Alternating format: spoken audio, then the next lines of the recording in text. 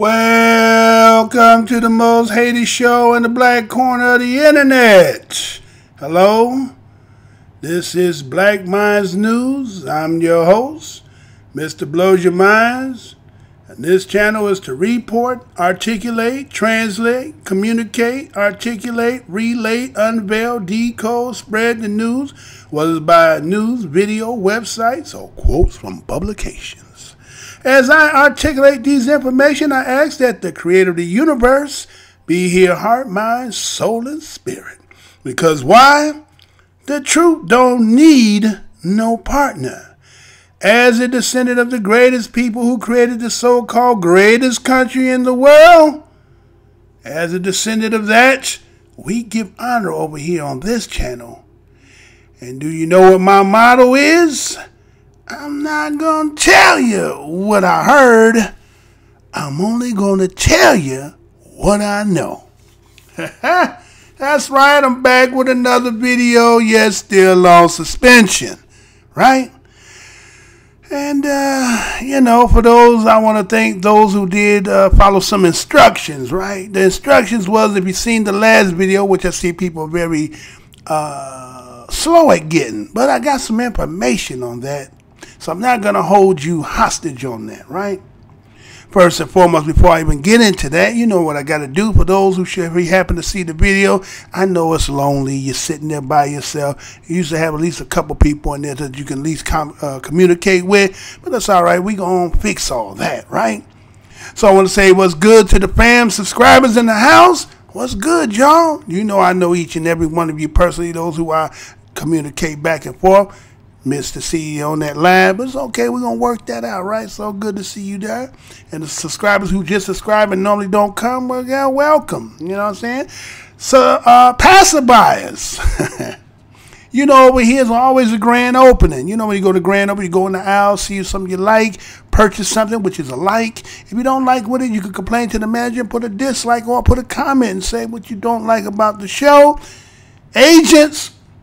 Yeah. Let me tell you something, y'all. You know, as I was saying, how I think that a lot of y'all just slow about how y'all getting around. Well, let me put it to you like this. First of all, we got to say, what did Mr. Blows Your Mind do to get his show suspended? That's number one. I had no strikes on this channel whatsoever. There's no strike, and I know, agent, there is that pending one, so that will be resolved, okay? Other than that, okay, let's say if you say that I played something that might be considered copyright, right? Okay, you stopped the stream. So why did Mr. Blows Your Mind get 90 days suspended? Is it just due to the simple fact that you trying to snuff out my voice? Most likely that's what you're doing, right? So as I was talking to the subscribers in the beginning of this, right? And I have to say, well, I don't blame you guys. I don't blame you for what then took place. You know why? Because the simple fact I figured this out. You know, due to the simple fact I've been looking at all the stuff that's been going on over here, right? And those who got a channel, don't you know there's a particular spot on the checklist, all right?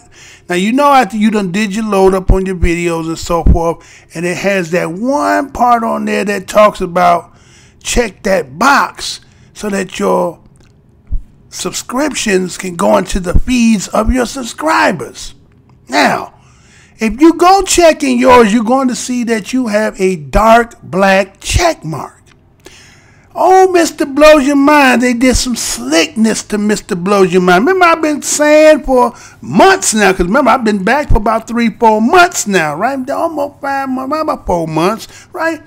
And I kept saying, here it is, I got 2.9 subscribers. And I can't get past 100. Well, guess what I figured out? I figured out that again, when you look at that box, I have a very faint looking check mark.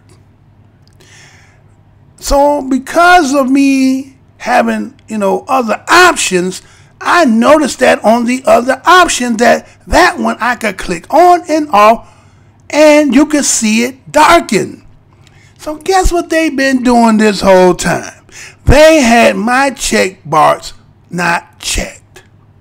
So they've been, again, as I've been saying, the suppression has been real. And I have the physical proof. And I know y'all went back in there, thought y'all going to take everything out. But I beat you to all that, boy. And it's not on none of the computer that you might try to hack.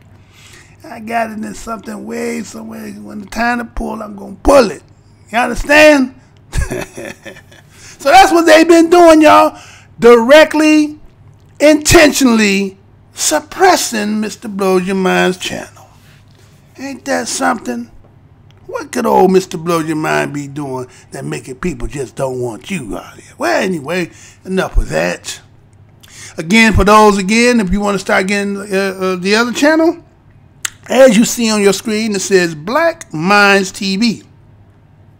That's where you go. Subscribe to that channel, Black Minds, just like you see, BLAKMINDZ TV, and get into there. Again, there's about 5 of you who already came, so I know you there, right? And I haven't done anything to get over there, but again, eventually, I got to get some more traffic over there, right? So anyway, so those who have not, subscribe, right? All right. Now let's get into the show. So again, like I said, once again, the song's always the same old suit, just reheated. You see what I'm saying? The ADS is what they call this now. The American DOS is becoming so popular, becoming a rip in the social fabric of this country, to the fact that they feel like they got to get their boule and everybody else in order to get some kind of put a rope and put a lasso and what they say, break this bronc, right? They got to break the bronc. Because that bronc is getting wild, right? So they need to put a tame on it, right? So, okay, well, all right.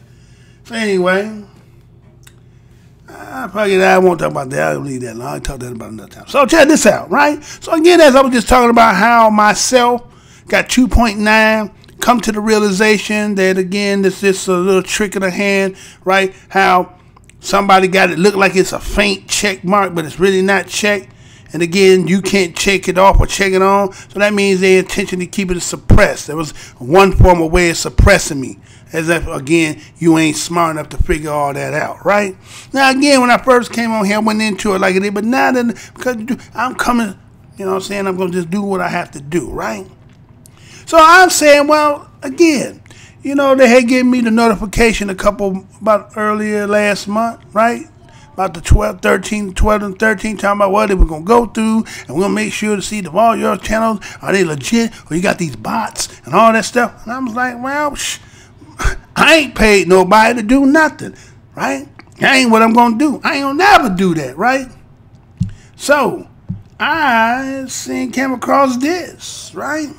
So I said, oh, this is what they doing? Oh, so you know what I'm saying? You know how the creator do. What creator do is he'll show it to you, right? The creator will show you when you be looking for things, and then all of a sudden, it'll manifest right in front of your eyes, like you be seeking. I said that you seek it for like baby treasure, right? And what you seek, you shall find.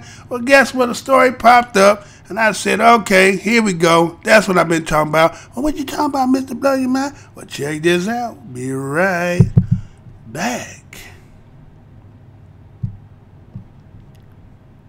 Let's see if we're going to get it right, though. When you hear somebody refer to themselves as an influencer, besides being annoying, well, everything from... Hold on. I didn't do that right, did I?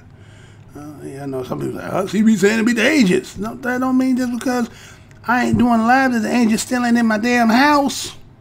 Yeah. You know what I'm saying? So check it out. Here we go.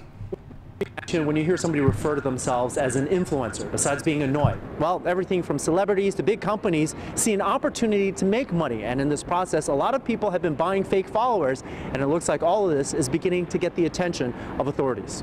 We've all had the reaction, judging content and individuals by their number of followers and likes, and not by their substance. Surprise, surprise, in the world of social media, many followers and likes aren't real. Not only is fake social media following still a thing, it's big business. One company, Devumi, can get you millions of fake views, followers, and likes on everything from Twitter, with plans beginning at $10, and YouTube, with plans beginning at $17.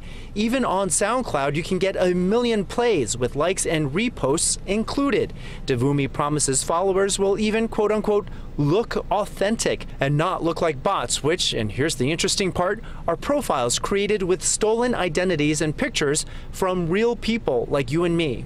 Somebody could be pretending to be you right now, because the way they do this, they skim your account and they take your image of your profile photo, your display name, your cover photo, and your bio, change one little thing in the username because they want to make these bots look real. According to a New York Times report, even big names like Clay Aiken, Kathy Ireland, and Shark Tank judge Lori Greiner have been buying fake followers. After the report, celebrities like Mark Cuban weighed in, saying it is time for the likes of Twitter and Facebook to stomp out the fakes.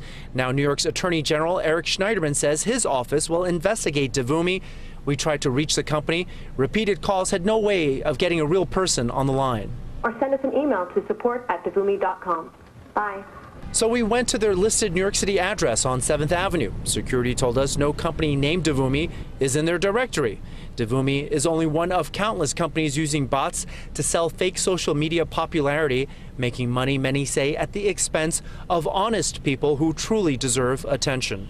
I don't think it's fair at all to the people who actually work their way to get up there. The main factor here is economics. If social media companies start losing money because of this, then the belief is they'll do something about it. But as one expert told us today, they're not losing money right now. In Chelsea, Arthur Chien, Fox 5 News.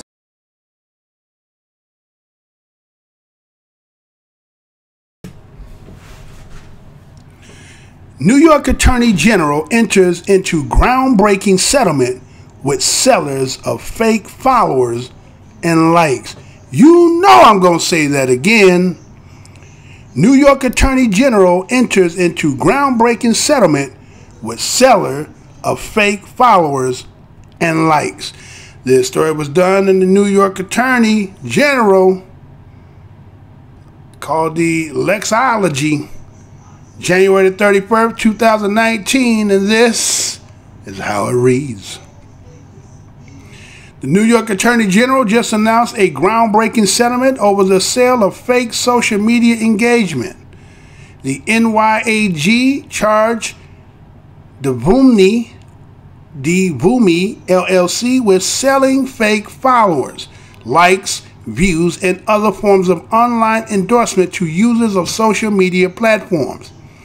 The NYAG alleged that Devumi used bots, computer-operated accounts, and sock puppet accounts, multiple accounts run by one person, to create the appearance that actual people were following real people's social media accounts and liking their posts. The NYAG also alleged that Devumi created fake accounts that used real people's names and pictures without their consent. In addition, the NYAG alleged that Devumi sold endorsement from actual social media influencers without disclosing that they had been paid for their recommendations. The NYAG settlement with Devumi prohibits the company from engaging in selling fake social media engagements going forward. According to the NYAG, this settlement marks the first finding by a law enforcement agency that the selling of fake social media engagement and using stolen identities in online activity is illegal.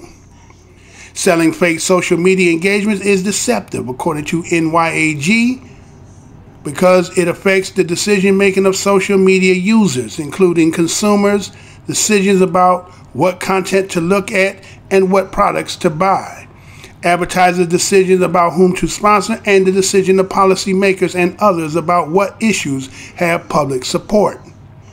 This action sends a clear message that using fake social media engagement is a deceptive practice.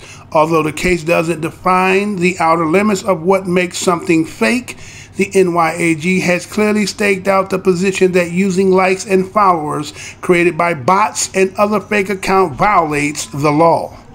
This case is also an important reminder that agencies and agents that provide influencers to brand or help boost following and engagement on social media are responsible for ensuring that the engagement is real and that proper disclosures are included.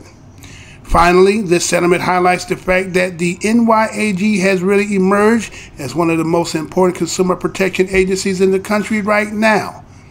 I expect that we'll continue to see many important cases coming from this office over the coming months.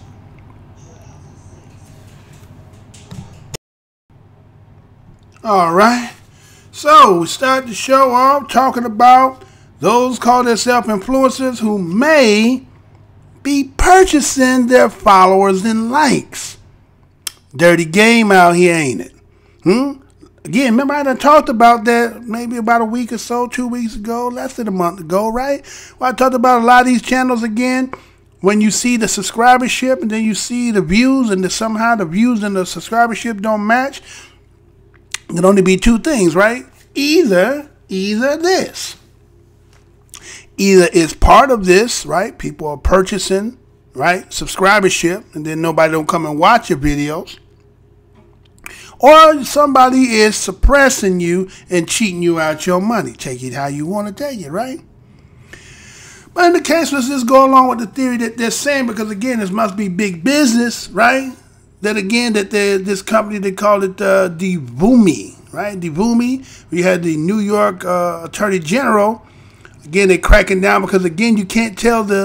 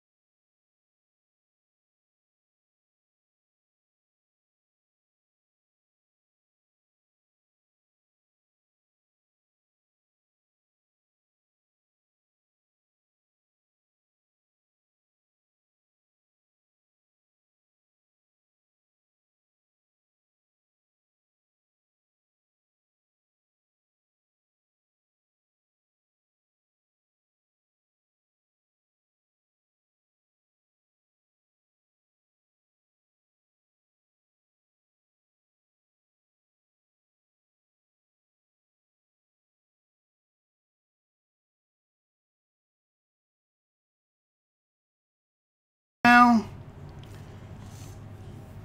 Oh my God, man. I don't got no damn sound. Oh man, my fault, y'all. Let me go back and say that. So, shit, man. I don't know how I done went through a whole dissertation and found out that I ain't had the sound on. Right? I hate the fact that I got to cut the mic because otherwise you get the feedback. So what I was just saying here to myself basically was that, you have the New York Attorney General who's put a case on this company called Duvimi. And we come to find out that you have, again, as I've been talking about several weeks back, remember I talked about certain people having subscriberships with, these numbers that's not matching according to the views.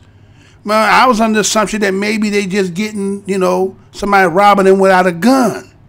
But see, they got companies out here that actually you can pay to get subscribership. So there's a lot of fake ass people out here who got channels who not really as popular as you might think they is. So here it is, a person like yourself, myself, Mr. Blows Your Mind with 2.9, can't get past 100, as I told you in the beginning, people suppressing me. So there's a difference between somebody who has real potential, when you really cut like that, you have potential. Now the thing is, you may have that, but again, you may not be what they want you. See, again, how they told in the Willie Lynch letter that the Negro and the horse need to be broke together, right? Because a horse is, a Negro is not good economics in its natural state, just like a horse is not good in its natural state. Well, what are you talking about, Mr. Bloody Man? Well, this is what I'm saying. As long as I'm in my natural state, you can't, the horse wild, you can't put the saddle on his back and you can't ride him and guide him, right? So again, somebody with the kind of potential in that, you looking at it, but you saying, I can't really control him, right? I can't really control her. So people like that, that's not who they really looking for. So you suppress, because again, let's put it this way. I got 2.9. I have a video that made 250,000 views, right? 275,000, you stopped it. You stopped it before it even hit its third year. Before it hit that third year, you cut it out. Talking about, we determined. I asked for an explanation. Well, what was it? What did it break? What policy did it break? No, it's offensive. Well, if you see something on somebody's channel that offends you, why is it you keep coming back? So you need to just go on about your long head and say, I don't watch that kind of shit. No, you try to put a nigga out of business is because why? It's maybe because it's just the damn truth, right? How you get to determine if it isn't breaking against policies, then it's supposed to be legitimate. So anyway, the fact is 275,000, other ones 50,000, so forth again. So that showed that Mr. Blows Your Mind had the potential. Mr. Blows Your Mind didn't buy not one subscriber, not one person to do the view. It was all organic, natural, without GMO.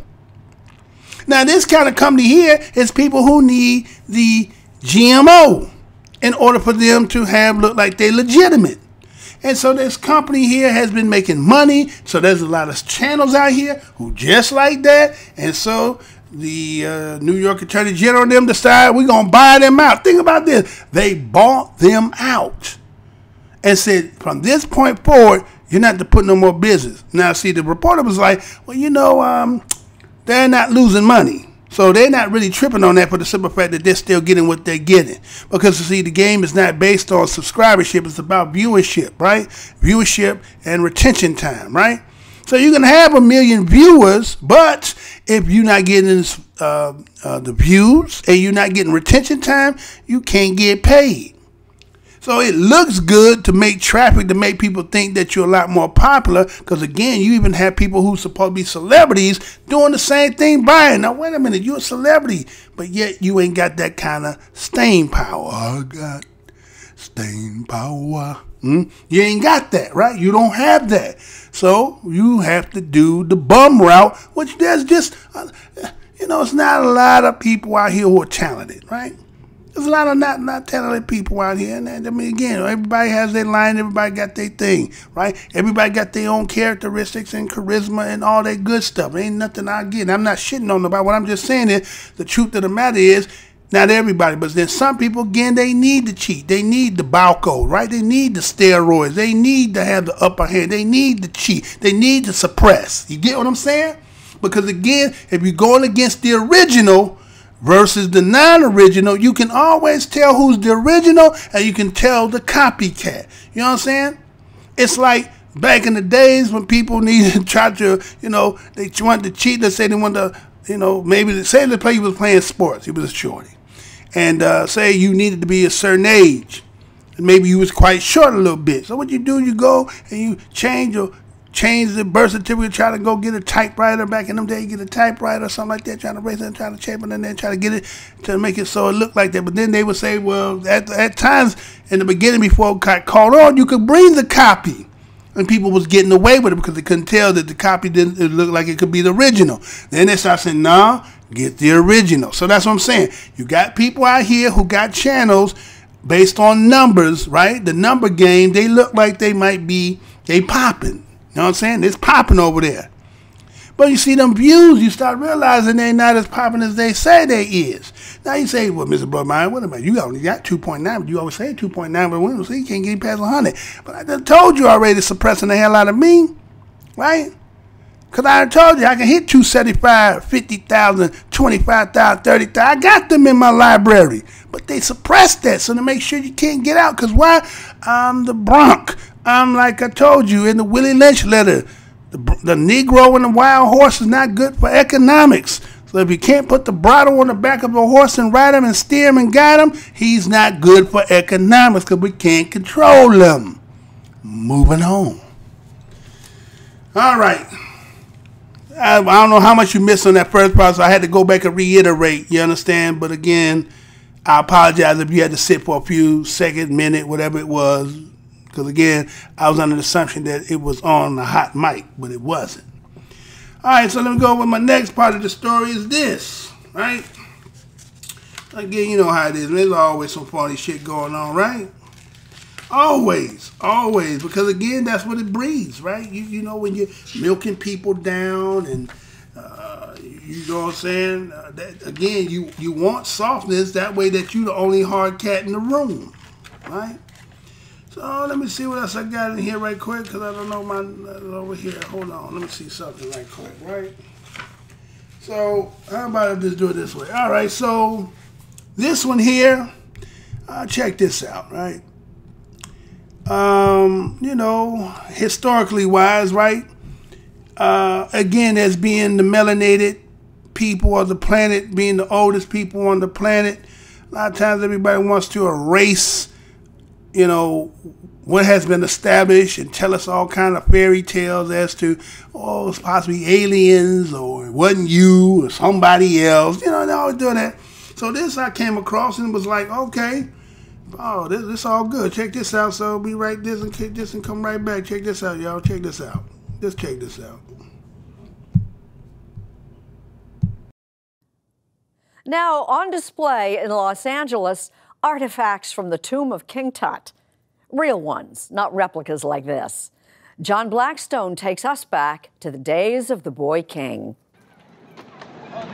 In Los Angeles at the California Science Center, the young are coming to marvel at the old. The very, very old. The treasures of King Tut, more than 3,000 years old and still gleaming. Look at this decoration. They call it the Wings of Horus. Zahi Hawass, for years Egypt's most prominent archaeologist, helped organize this exhibit, including many objects from the tomb of King Tutankhamun that have never before left Egypt.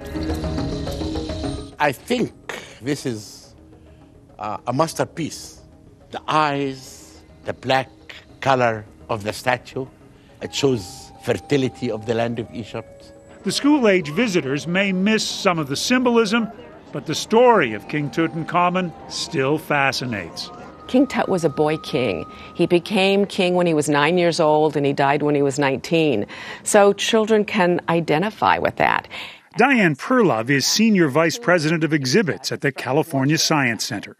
And this was at the temple where people would come and they would give food offerings and that they would worship King Tut. But the pharaohs who followed tried to wipe his name from this? Yes, they wiped his name off the belt and they put their own name on instead. But they failed because now, of course, King Tut is the most famous pharaoh of all. And yet, he wasn't a particularly significant king of Egypt, was he? No, he was not. Actually, if his tomb was not found, maybe we'll write 3 lines about him. But famously, his tomb was found by British archaeologist Howard Carter in 1922. It was, and it remains, the richest pharaonic tomb found, and the only one that was found nearly intact. More than 150 of the gleaming objects Carter found in that nearly intact tomb are part of this exhibition, including alabaster coffinettes, 6-foot-tall gilded wooden statues that guarded the tomb, and furniture for the boy king to use in the afterlife.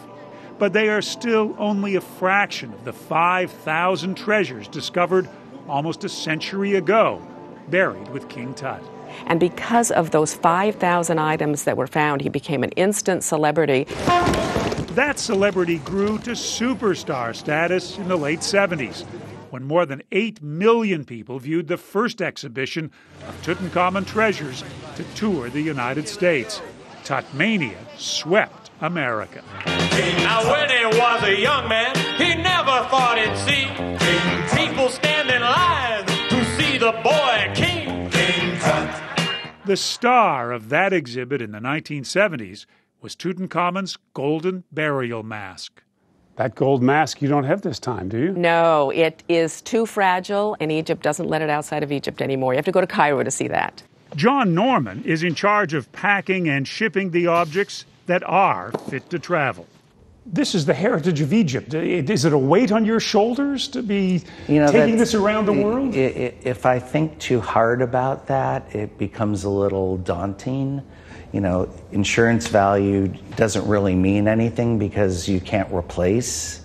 Part of the proceeds from the exhibition will go to help complete the new Grand Egyptian Museum in Giza, which is intended to become King Tutankhamun's final resting place. These objects have left Egypt perhaps for the last time on this tour. No artifact of King Tut will travel again. This is the last exhibit. If anyone in the future wants to see King Tut, he has to come to Egypt.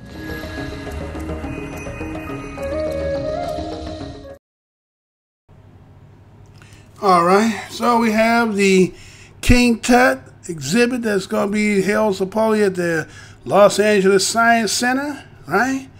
And again, according to what you just heard in the end part, right, this is supposed to be the last time because, again, they said you're going to have to come to Egypt to see it, right? So it's going to be the last time that it leaves there, right? And I was just thinking when I was looking at this video, that I was looking at a lot of stuff that was being said, right? There's a lot of stuff being said. Again, the subliminal, connotative slant, right? So it talked about, like, you know, when they were showing it originally, say, well, the marble at the old, right? Marbled at the old, right? You know, because when they do the time in history, they have antiquity, old kingdom, right? And then modern, right? And so he says very, very old, right?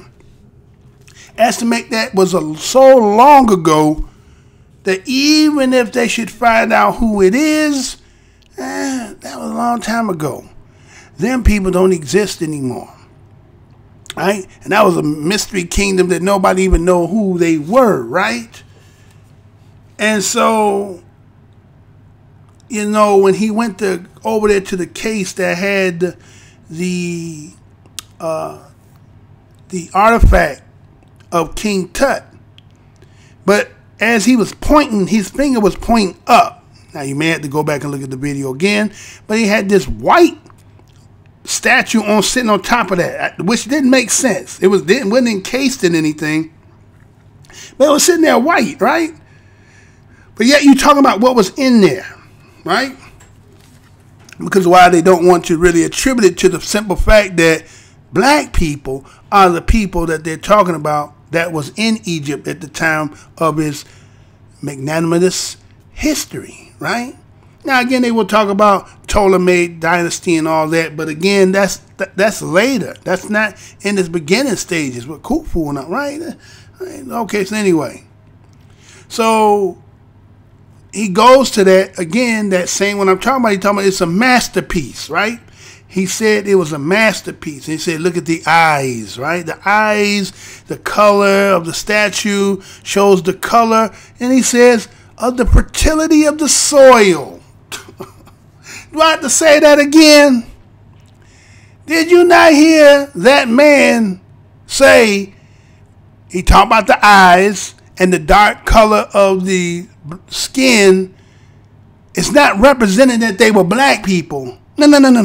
The black color on the man was representing Africa, meaning they call it the black land. So they have attributed that the black land means the soil, right? They call it the black land, but it had nothing to do with the people. It only had to do with the fertile soil. So again, never going to give true recognition, because why? It's never to admit. Never to admit that that's who you were, right? And so it went down and showed that it said, now they took you to this other statue, right? That was more like it had been, whitewashed. That it was whitewashed so much that even in it, if you look good, you still see it was black in it. The black was still in it, no matter how much you did what you were trying to do to shave off of it, you could still see the black, but it made it a more pale, pasty, white look, right? And said this is where they came to worship. And to say that, what they tried to rearrange was on the belt. No, what you try to rearrange is the damn statue's look. Let's keep that shit 100. That's what y'all tried to do. You tried to whitewashing it. Huh? I mean, just sick with it, man. Think about it. You do all this in the name because you don't want to give true acknowledgement to that which preceded you. That is your sickness. Right? That's just a sickness, man. You know damn well who was there before you, but you can't admit it. And it's crazy after all this time. When you today, because you want to be greater, but you're not going to ever be able to surpass them. You're not going to be able to surpass us. Right? It's just not. No matter how much you suppress, no matter how much you disenfranchise and all that, our glorious will come again. Time will win against you. Just keep on. Time will win against you. Now that's not me talking. That's just what you're seeing. You know what's happening. So you see where the lady was in front of that same statue that I was talking about. And she was talking about, again, how they was, how they looked to this statue and they praised. And she raised her hand up like praising. But again, it's got this white kind of connotative look. Again, no, connotative is language, but this is even connotative psychologically. They, subliminal. That's what they doing. And it's, always the slant, man. It's always there. So it says that the masterpiece, right, is now at the grand entrance of the tomb, right? Now, remember when he talked about masterpiece and he showed again with the black and talking about how the black of the soil? Now, these were the soldiers that he say. But originally they were talking about King Tut and showing that with his eyes and that. But why would you have that about soldiers if it's not about the individual? See, what they did is they say one thing and they're showing you something else. not to give you the exact. So they, again, as he tried to deflect in his language, in his wording, by saying that the eyes, again, with those eyes, who eyes was those? And then why would they use a dark pigment base if they wasn't representing who they were? But instead of you saying that, or just don't say it at all, you deflect off by saying once again, it was talking about the fertile black soil. Sick with it. So they said that there was about 5,000 pieces found, and that's why King Tut really got most of the, why he's most known is because they would say there's 5,000. He was the majority of it was his that stayed intact. I ain't finna believe all that. You know why? We don't know. Let's say again. Anybody know about the Aswan the Aswan River? I was about to say S1, the DJ, right? S1, the S1 River. You know what was under there before they put that river over there? It was the Nubia, right? Right? And all the artifacts and all that king, the Valley of the, all that got covered up by that man-made river. Why did you do it? Again, suppressing, because you can't take the fact that who we are. Do I need to say that again? So you would put an Aswan River over all the artifacts so that no one could ever see that the artifacts that will predate that which you showing, because they went from south to the north, right? And so you say there's only 5,000, besides those that, again, one day when everybody go excavate it through all the shit y'all got, you're going to find all the shit that y'all got hidden and stored and stacked and packed away that y'all been stealing for a long ass time, right? So the one aspect about it was they talked about, again, it's an exhibit, or again, it's the LA Centers, right? And the fact that they said that, originally back in the 70s, right? There was 8 billion people who came in back then. They weren't just the treasure. King Tut was there. And I'm one who was one of them 8 billion. I went to see back then. I think I got infused with something because I was a shorty at that time, right? It was a school field trip when I went on that, right? And you didn't see one just no little treasures and shit.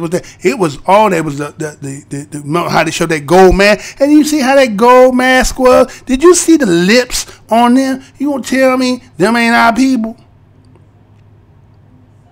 So, you understand? So again, after that, they decided not to do it because I guess what happened was a lot of black people. Something happened to us, right? You went in there and something turned on in you, and then somebody said, we better do that shit no more. So we just gonna just bring the treasure or the artifacts and shit, but you're not gonna get that no more. But I got it. I was there. I got to see it up close and personal. So ancestor had gave me something even back then. That's why you hear it today, right? So they said it was never to be seen again, not across there, unless you take yourself over to Egypt. And I guess it's going to be much harder because I guess they all going to be there, right? Remember I said it might be the last time we see people that we can say they're black in Africa because the way they colonizing it again. Matter of fact, there was a video I seen the other day where it talked about they was having some little parliamentary sitting, and somebody decided to say, well, why don't we just go ahead and just recolonize, I think it was Zimbabwe. And they chuckle, yeah, right. Yeah, they meant that shit, playing it off. All right, so moving on, right? We're going to move on, right? So what else I got in here for you? I got, well, this one here going to be a little tripped out, right? Let me make sure I got this right here, right?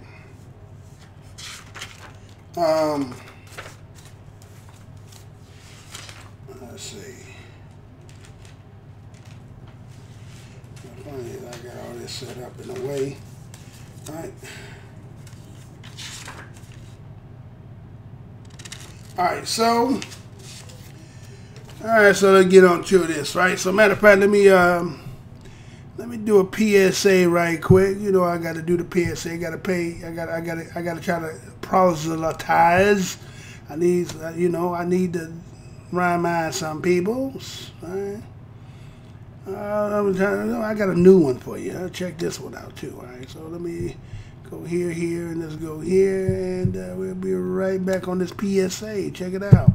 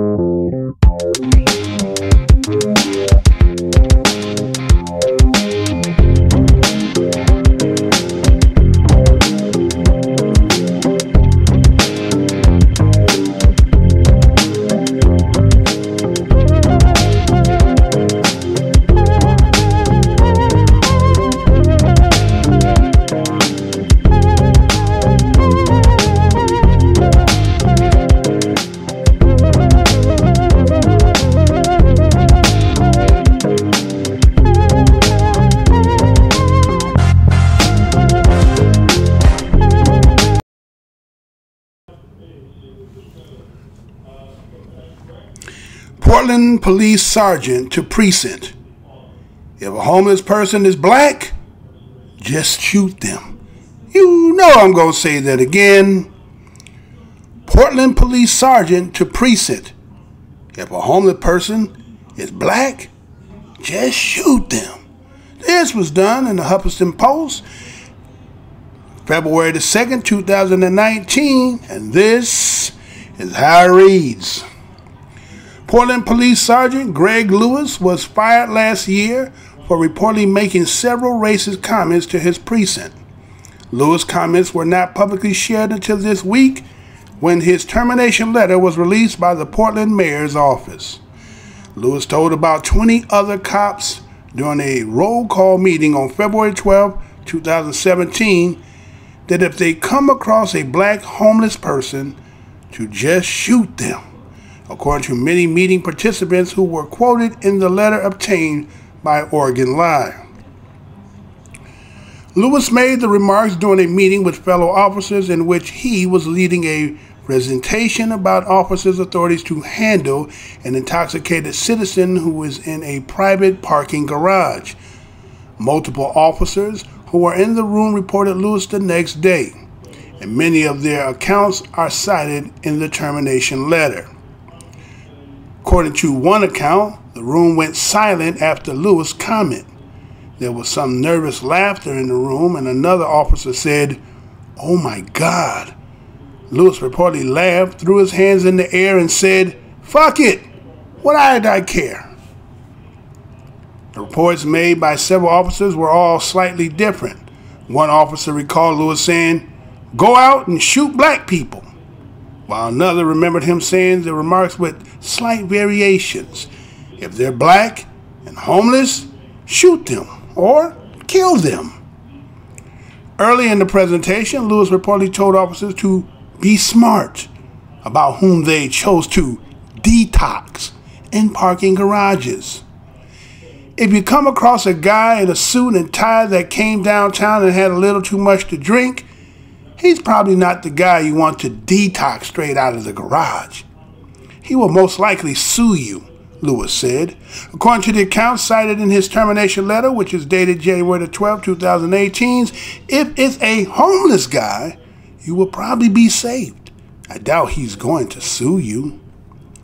Lewis made the comments just days after an unarmed black teenager named Quanice Hayes was shot and killed in Portland by fellow police officer Andrew Hurst. Police mistook Hayes for a suspect in an armed robbery, and Hurst shot him 3 times. Hurst told a grand jury that he saw Hayes had a gun and he was protecting himself. It was later revealed that Hayes had a gun, a toy gun, which cops only found after Hayes was shot dead. Hurst was cleared of any wrongdoing. In response to the complaints against him, Lewis told investigators that he has a habit of sometimes being a little sarcastic, according to a letter, and he does not discriminate against people based on their race. He also apologized and admitted that he now realizes his comments are inappropriate. City Commissioner Joanne Hardesty released a statement Wednesday commenting on Lewis' remarks. This person sworn to protect us made clear that he views certain types of people expendable in our society. I thank his fellow officers for reporting this heinous comment and elevating it as a punishable offense, she said. What Mr. Lewis said makes my stomach turn. Lewis, who has been with the Portland Police since 1991 and briefly retired for a month in 2016, was fired in early February 2018, a year after his initial comments. His remarks are only being made public now because the police union filed a grievance that could possibly overturn Lewis' firing, discussion of which spurred the mayor to comply with an open records request. Since city officials believe there's a good chance Lewis' firing could be overturned, they have proposed a settlement that would give Lewis back pay of about $100,000 and consider him to be retired. Under this settlement, he would also receive pensions throughout retirement. Commissioner Amanda Fritz said in a Wednesday council chamber meeting that she felt personally ill with the terms of the settlement, but her highest priority is to ensure Lewis never serves as a police officer again. The most important thing is to get rid of this person on the police force and to make absolutely certain he can never wear the police officer uniform, never carry a Portland police gun, never be in our communities, and this settlement is the only way we can make sure this happens, she said. Commissioner Chloe Eudaly added in the same meeting, none of us are happy with this outcome. This is an imperfect solution made within a flawed system. The city will vote on the settlement next Wednesday. All right, so we have a Portland police sergeant named Greg Lewis. Okay, he was fired last year, reportedly for making several racial comments, right, to his precinct, right? I guess they was doing roll call, right, and they decided he was going to go ahead and make some comments, right? You know how you, again, going all the way back, how you used to watch Hill Street Blues and, shows like that had the roll call, right? Might see the reruns of that once in a while, right? Okay, so anyway, so what you got is that he got a termination letter that they had eventually just released by the mayor's office, right? And he was, again, it said about 20 other cops who was doing the roll call meeting that went back about like February 12, 2017. And then accordingly, it was just like, well, if you come across a black homeless person, just shoot them, right? Now, some people, they might say he was sarcastic with it. Did he really mean it? But in the line of profession that you're in, I don't think that is something to be playing with, especially for myself. I would know, and if somebody might even be hearing me, they could have had fell in that because they were out in that area at that time, and they could have, you could have ran across one of these cats because, again, I mean, infusing that as you supposed to be the sergeant, which is there following your commands, and so that just goes to show you can justify, right? So, that was obtained by the Oregon Live. That how they got that because it came public information, I guess the Freedom of Information Act, and then I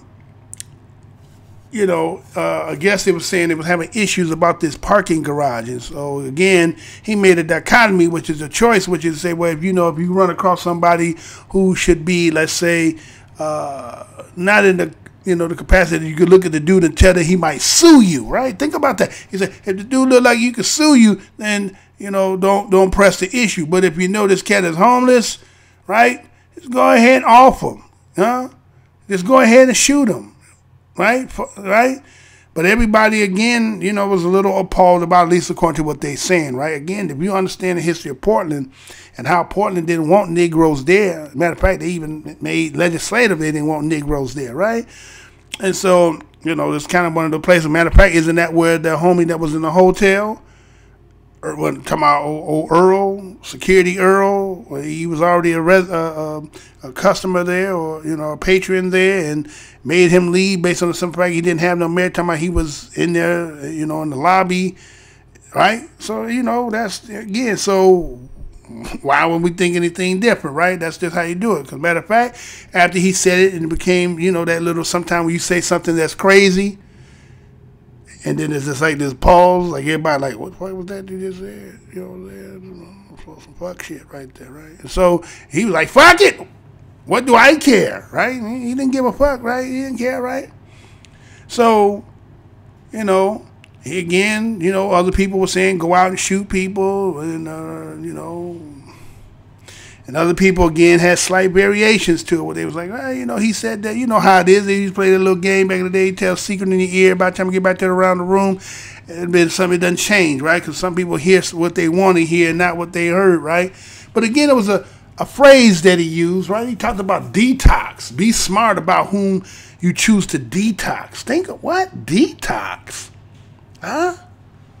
Detox normally you try to get some of the, all the pollutants and sometimes you're just trying to cleanse yourself out.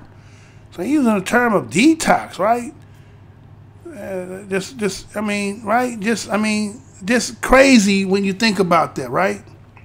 And then we always talk about how this, again, black men and police officers, but again, we're not seeing that people come to work that already got something already up in their crawl. You ain't even had to do nothing. That's just the agenda, right? And so here it was that it was, according to this report, that the police officers decided to say, man, we're going to trick on this dude and be like, nah, man, that shit ain't cool, right? So it was them bringing it to attention, but check this out. Now, here it was that they gave his letter to resignate, to fire him or whatever, right? But again, they got the FOP, they got the Fraternity of Police or union, right? They got that union, right? And so based on what had transpired, there's a possibility they're going to overturn that. So guess what they end up doing? According to what this article just said that you heard me read. Since they know the high probability of that going to get overturned and he would be reinstated, they said, well, what we'll do is, based on the simple fact he's been suspended and then accumulate to about $100,000, we're going to also give it to keep this motherfucker. We're gonna pension his ass out. We're going to go ahead, let him be done, get his pensions and all that shit so he could never ever be a police officer again. But then they put to get all this money early. If we get all this shit and live off the rest of that, huh? What kind of compromise is that shit? Right? That's what you kind of heard. Something like, well, what kind of shit is that? Right? See, there's some loopholes and shit in the system. It's kind of like, again, it talked about an individual who did get shot, right? It talked about a young man, matter of fact, they say he was briefly retired, right? Okay, but anyway, they killed a shorty, right? And he got off because, again, they said they found a homeless man who got shot and killed, shorty, young man, who probably didn't have a gun, but they said they found a toy gun on him. How you know? They didn't say they didn't find the gun till the young man was dead. How you know that wasn't planted? Just like when we seen the South Carolina, after he tased and shot him up, took the taser and brought it over there and laid it close to him, because that's the story he was going to tell. They didn't hit that story too, right? So, that's just how it is, man. But again, black men always lying about these situations because of why? He's protecting his life. No, he came to work with some shit in his mind and his heart. And all you got to do is just fill in the situation. And then he's going to find a way to justify it, right? And so instead of him, again, as I told y'all once before, the old English all is, what? Trial by combat. And so they're going to always seem to win. And even if there's a situation of stuff he done said, they couldn't even remedy it out by just, getting rid of him and he gets nothing and he lose everything. No, he he getting cashed out. He cashing out. Ain't that a bitch? Ain't that a bitch? Yeah, flawed system is right. Flawed is right. All right, so, man, hold on, man. I'm trying to think, what happened to my, I'm missing a story or two, man. Hold on, I'm missing something. I'm definitely missing something, but okay, it's all right. We'll make it do what it do. All right, so this story here is kind of tripped out, man. Because again, since I'm on the aspect about dealing with, you know, when you run into with police, right? And you know how they characterize us, right? How to characterize us, right? You know, with those old adage of, you know, what our ancestors. Now, you don't expect people who, you know, like people who come here now who are foreigners. You know, if they don't have immediate access to family members who've been teaching them so-called English, they're going to still have their accent and their dialect. So it seemed to be, it was always fun that, okay, the way that we talk, they try to make fun and say we were slow and all this other stuff, right? So I seen this article here and I'm trying to figure out, like, I'm going to actually, when I read this article, I laughed at a part because I'm saying, again, they're always doing connotative shit.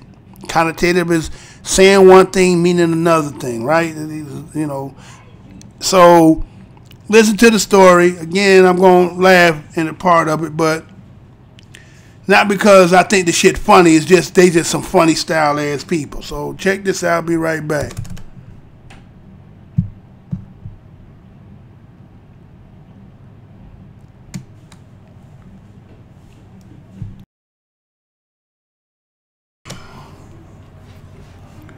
Could black English mean a prison sentence? You know I'm going to say that again. Could black English mean a prison sentence? This story was done in Atlantic, January the 31st, 2019, and this is how this reads. A black man on the phone from a jail in San Francisco said in 2015, he come tell about I'm gonna take the TV, which meant that this man was not going to do so. The transcriber listening in couldn't understand the first part, apparently, and recorded the whole statement as, I'm gonna take the TV. It's impossible to know how often mistakes of this sort occur, but chances are they're common. An upcoming study in the Linguistic Journal Language found that 27 Philadelphia stenographers presented with recordings of black English grammatical patterns made transcriptions errors on average in 2 out of every 5 sentences and could accurately paraphrase only 1 in 3 sentences. The black English gap, as one might call it, matters. It can affect people's lives as crucial junctures. In 2007, a Sixth Circuit Court of Appeals dissent claimed that when a black woman said in terror, he finna shoot me, she may have been referring to something in the past when in fact finna refers to an immediate future. Why don't you just give me a lawyer, dog? Warren Disney asked the police when accused of sexual assault in 2017. The statement one makes to law enforcement after requesting a lawyer are inadmissible. But Disney rights were ignored because it was argued he requested lawyer dog, not an actual attorney. Black people are overrepresented within the criminal justice system, and race relations in America will never truly budge until equality under the law is more than a quaint phrase. But equality is, of course, impossible if the black person or people grappling with courts and imprisonment are routinely misunderstood. Transcription mistakes can happen quite innocently.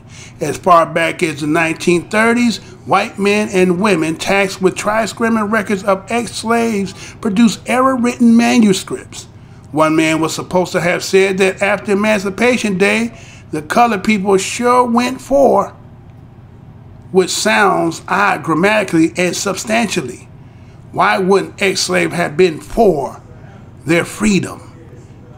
It turned out that the man was saying that the ex-slave sure been poor. A straightforward statement.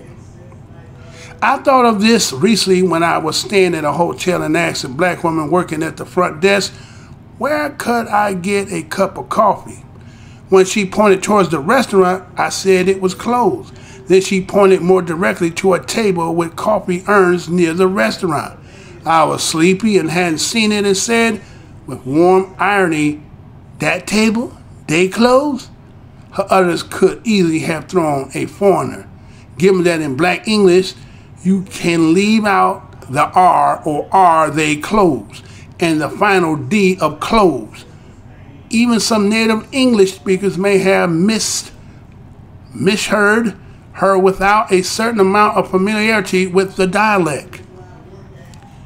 When someone in a position of authority draws attention to the difference between standard and black English, the response is often perplexity and derision. That was true in 2010 when the Drug Enforcement Administration put out a call for black English translators so the agency could better understand conversations on wiretaps. So in the media, poking fun at the whole project suggests that black English is simply a collection of slang words or even just a sloppy way of enunciating. The pervasive assumption was that black speech differs from mainstream speech only in some spicy lingos plus variation instances of broken grammar. In fact, black English is not deficient but alternate.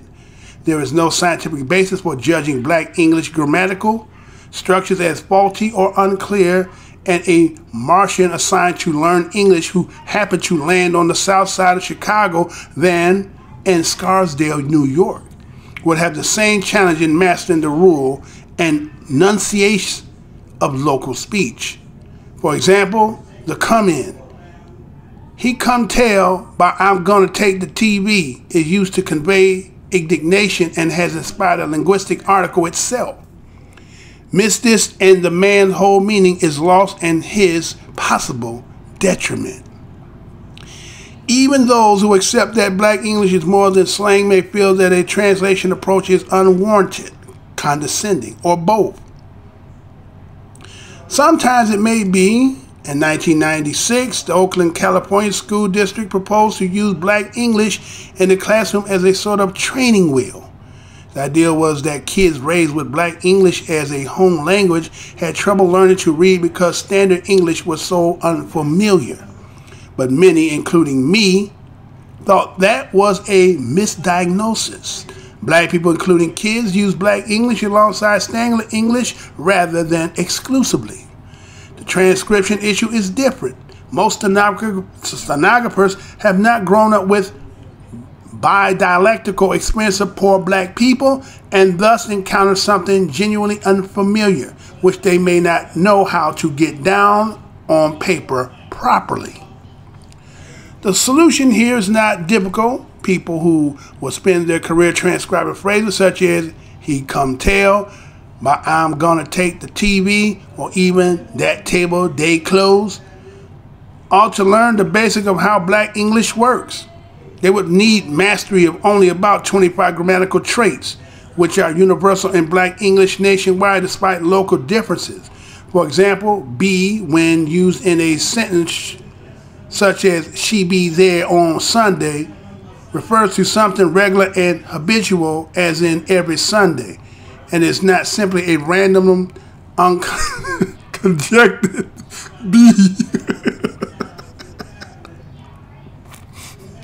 These motherfuckers, I tell you, man. I'll continue. Another example. This shit ain't funny, man. I'm laughing, but this shit ain't fucking funny, right? We had went to the store.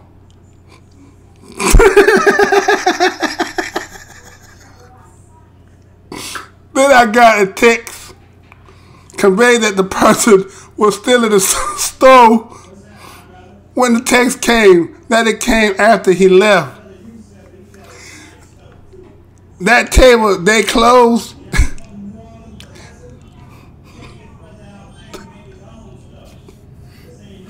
Motherfuckers. Is a passing antidote, but I'm gonna take the TV. Could be the prelude to a man going to prison. A linguistical, sophisticated America would understand that this speech pattern are not a pathology. They are the vessels of as much clarity and nuisance as those of privileged college kids. A sophisticated America would make sure those charged with disturbing these words to the public sphere or to a judge and jury were aware of the fact.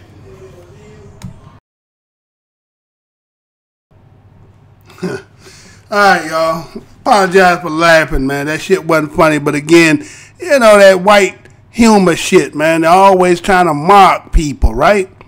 You know, like, if your English not perfect, motherfucker, your English ain't perfect either. Motherfucker, you ain't from England. Matter of fact, you was the dredge of England, right? So as much as you think your vernacular and your English is so perfect, you don't sound like the Queen and them. So when you come over there, you sound like, please pass the jelly, huh? You country bunkins, that's what you look like talking over there.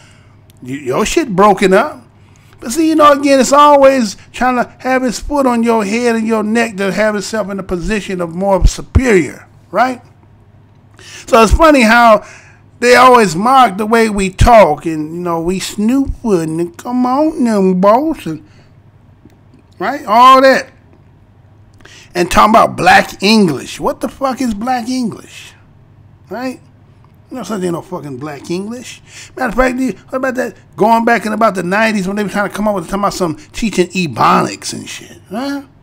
Might just being trying to be funny and shit, right? They're like the way, oh, that store over there, right? Well, how about this? You know what's funny is? Let me show how funny this shit really is. Now, you can sit and you mock us about the way, and again, matter of fact, I ain't gonna go, I'll go there next. But see, the article talks about or tries to make some kind of consolation, right, to some of their mishaps and some of the misdeeds they did to us as black people is due to the simple fact that our way of expressing during certain situations, they didn't understand it, which is a lot of bullshit. Right? And I'm going to show you why I believe that's a lot of bullshit. So you say that an individual was being locked up. He said, just get me a lawyer. He said, get me a lawyer, dog. And you talking about he want a lawyer, dog. Oh, what the fuck is a lawyer, dog? Where's your competency at, right? A lawyer, dog? Really? Right? Come on, man. Right? The store over there, that over there. Right? Okay. Right? So, if the way y'all speak is so perfect, right? And you're so excellent in your pronunciations and, right? As Mr. Blow Your Minds talk, right? Do you understand the words that are coming out of my mouth? Huh? Now, I'm not speaking no Queen's English or King's English. I'm just speaking according to the way so that you can understand me, right? So, if that be the case, then why y'all so gun-ho and try to imitate black life? I'll wait. Why is it that you so inundated with always trying to use what you say black English or slang? How come y'all don't feel like y'all not in if you not doing it? What's wrong with your gnarly and gag me with a spoon and, huh? What was wrong with that? Because that shit don't catch. That shit ain't fly. See, you don't have that walk and that swag, and you don't have that. You imitate it, but it's not natural. Again, between organic and artificial. So that's always the butt of the joke. Snoop-footed and slow and CP time and over there Festus and all that, right? But in the true heart of heart, you want to be, but you don't want the stigmatization that comes with it, right? Because whatever it is about yourself, other than the fact that maybe it's just all you got is money And I think that's the only thing that, if anybody, other than that, the sick ones, right?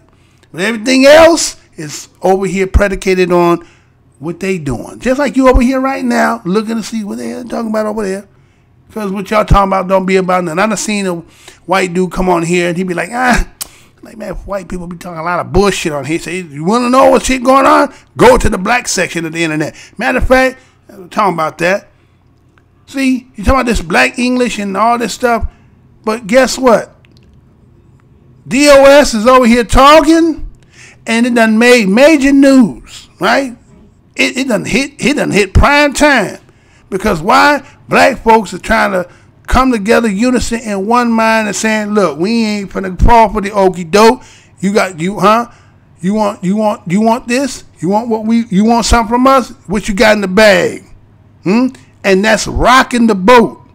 So now what they doing is they finna say, hey, that's why maybe I got suspended, y'all. Maybe that's what they not. Again, to put me 3 months out the game is giving time for them to build up. And I guess there's other people out here doing the same thing, right?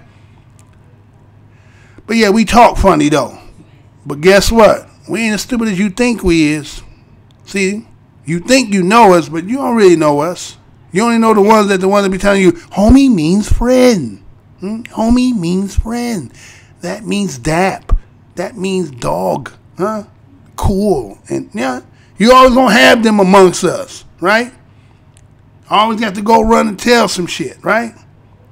But the funny part is, as much as they do that, just like putting on blackface and all that shit, because again, it give you just a few seconds to try to act as what you always want to be. You always want to be any damn way. Anyway, moving on. So, right? Oh, what else I got in here for you, right? So, well, this one here is we're kind of talking about like, let me see, is that right? Hold on. Is that right? That ain't right. You know that ain't right. You know that ain't right. Let's see. Hold on a second. Let me look at something because funny style, right? Man, is that the one I'm playing? No, it can't be that, right? Let me see something. I don't think this is. Let me see. Is that? I think it is. Hold on. Let me see, y'all. I don't think this is what I think it is, though. But let me check it and see.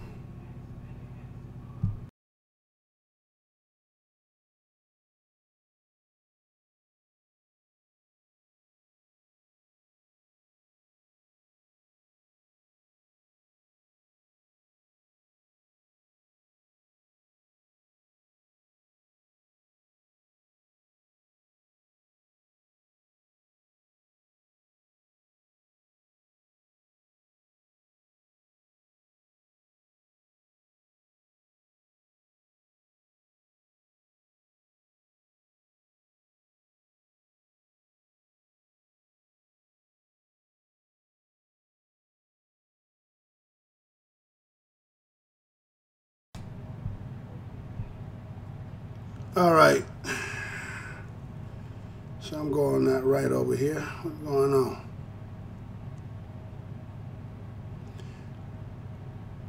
What's going on?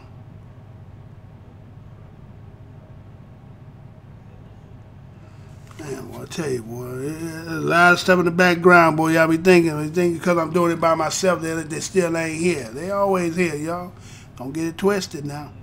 Now, again, as we're on the theme, again, as I've been showing you about the police, again, shoot them when they homeless, then talking about, oh, they black English. Well, see, let's give you some real life situations, right? Right? So you can shoot a homeless man because he's homeless, right? You talk about the way they talk and all this stuff, right? And that can still get you incarcerated, right?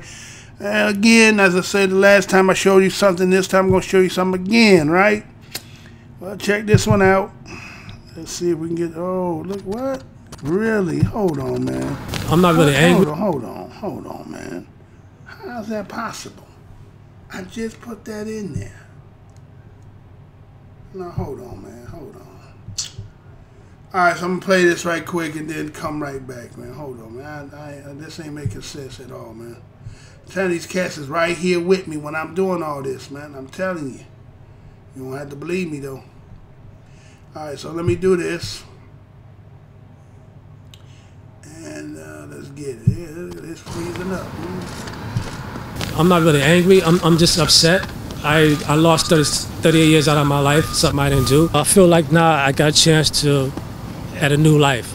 After seeing a prison yard for so many years and weights and people working out, actually come out and see boats in open water and smelling the barbecue charcoal in the air. I felt like jumping so high I can actually get out of this orbit. I never learned how to drive, don't got no driver's license, so that's the first thing I want to do is learn how to drive.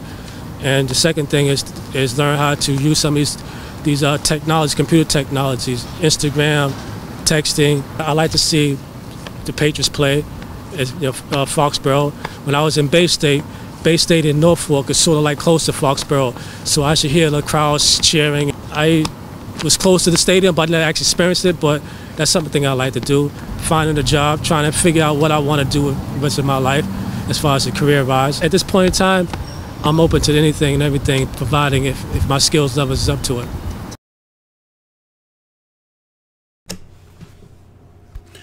Wrongfully convicted and jailed 38 years. Fred Clay gets $1 million payout? You know I'm going to say that again. Wrongfully convicted and jailed 38 years. Fred Clay gets $1 million payout? This story was done January 30, 2019 in the NPR, and this is how it reads. Fred Clay, who was wrongfully convicted of murder and spent almost 38 years in Massachusetts prison, will receive a $1 million settlement from the state, the highest amount allowed under a new state law. The settlement with the Massachusetts Attorney General was finalized Tuesday in Suffolk Superior Court, the same courthouse where Clay's conviction was vacated in 2017 and his freedom granted at the age of 53. It's a great day for justice and it's a great day for Mr. Clay, said Jeffrey Harris, one of Clay's attorneys who sued the state in June for compensation. The Commonwealth was willing to pay the full $1 million that available under the law, and it does appear that in this case, the law worked the way it was supposed to. Clay was arrested in 1979, just weeks after turning 16, and charged as an adult for the murder of a cab driver in Rosendale, Massachusetts. He was convicted of first-degree murder based partly on testimony from a witness named Richard Dyer, who identified Clay only after he had been put under hypnosis by a police detective. Clay's release from prison in August 2017 came after years of investigation by the State Innocent Program convinced the Sioux Falls District Attorney Conviction Integrity Program to reassess Clay's murder conviction. WGBH News chronicled Clay's first-year freedom in radio series that aired last September. After his release, Clay received no assistance from the state during his first 17 months outside prison and has struggled to find a good-paying job and decent housing. One state legislator is pointing to his case as a reason to retool the way the state assists wrongfully convicted people released from prison, to provide more immediate assistance once they are free. State Senator Patricia Jalin said the media focus on Clay helped convince her to write a bill she filed less than 2 weeks ago, calling for quicker cash assistance and help with housing and job training to wrongfully convicted people. Immediately upon release, the person could receive $5,000 and immediate help with things like finding a job or finding a home, getting health insurance. All of those are things that would be part of their transition out of prison, said Jalin. Jalin says she has discussed the bill with Attorney General Maura Healey, who told WGBH News last year that she also favors changing the law to make it easier for people like Clay to get compensation.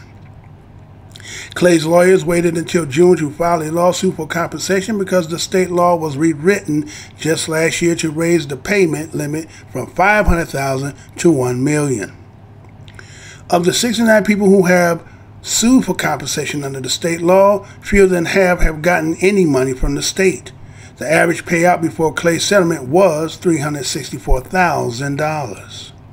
Under the state formula, people like Fred Clay, who served long stints, received a much lower pay-year payout.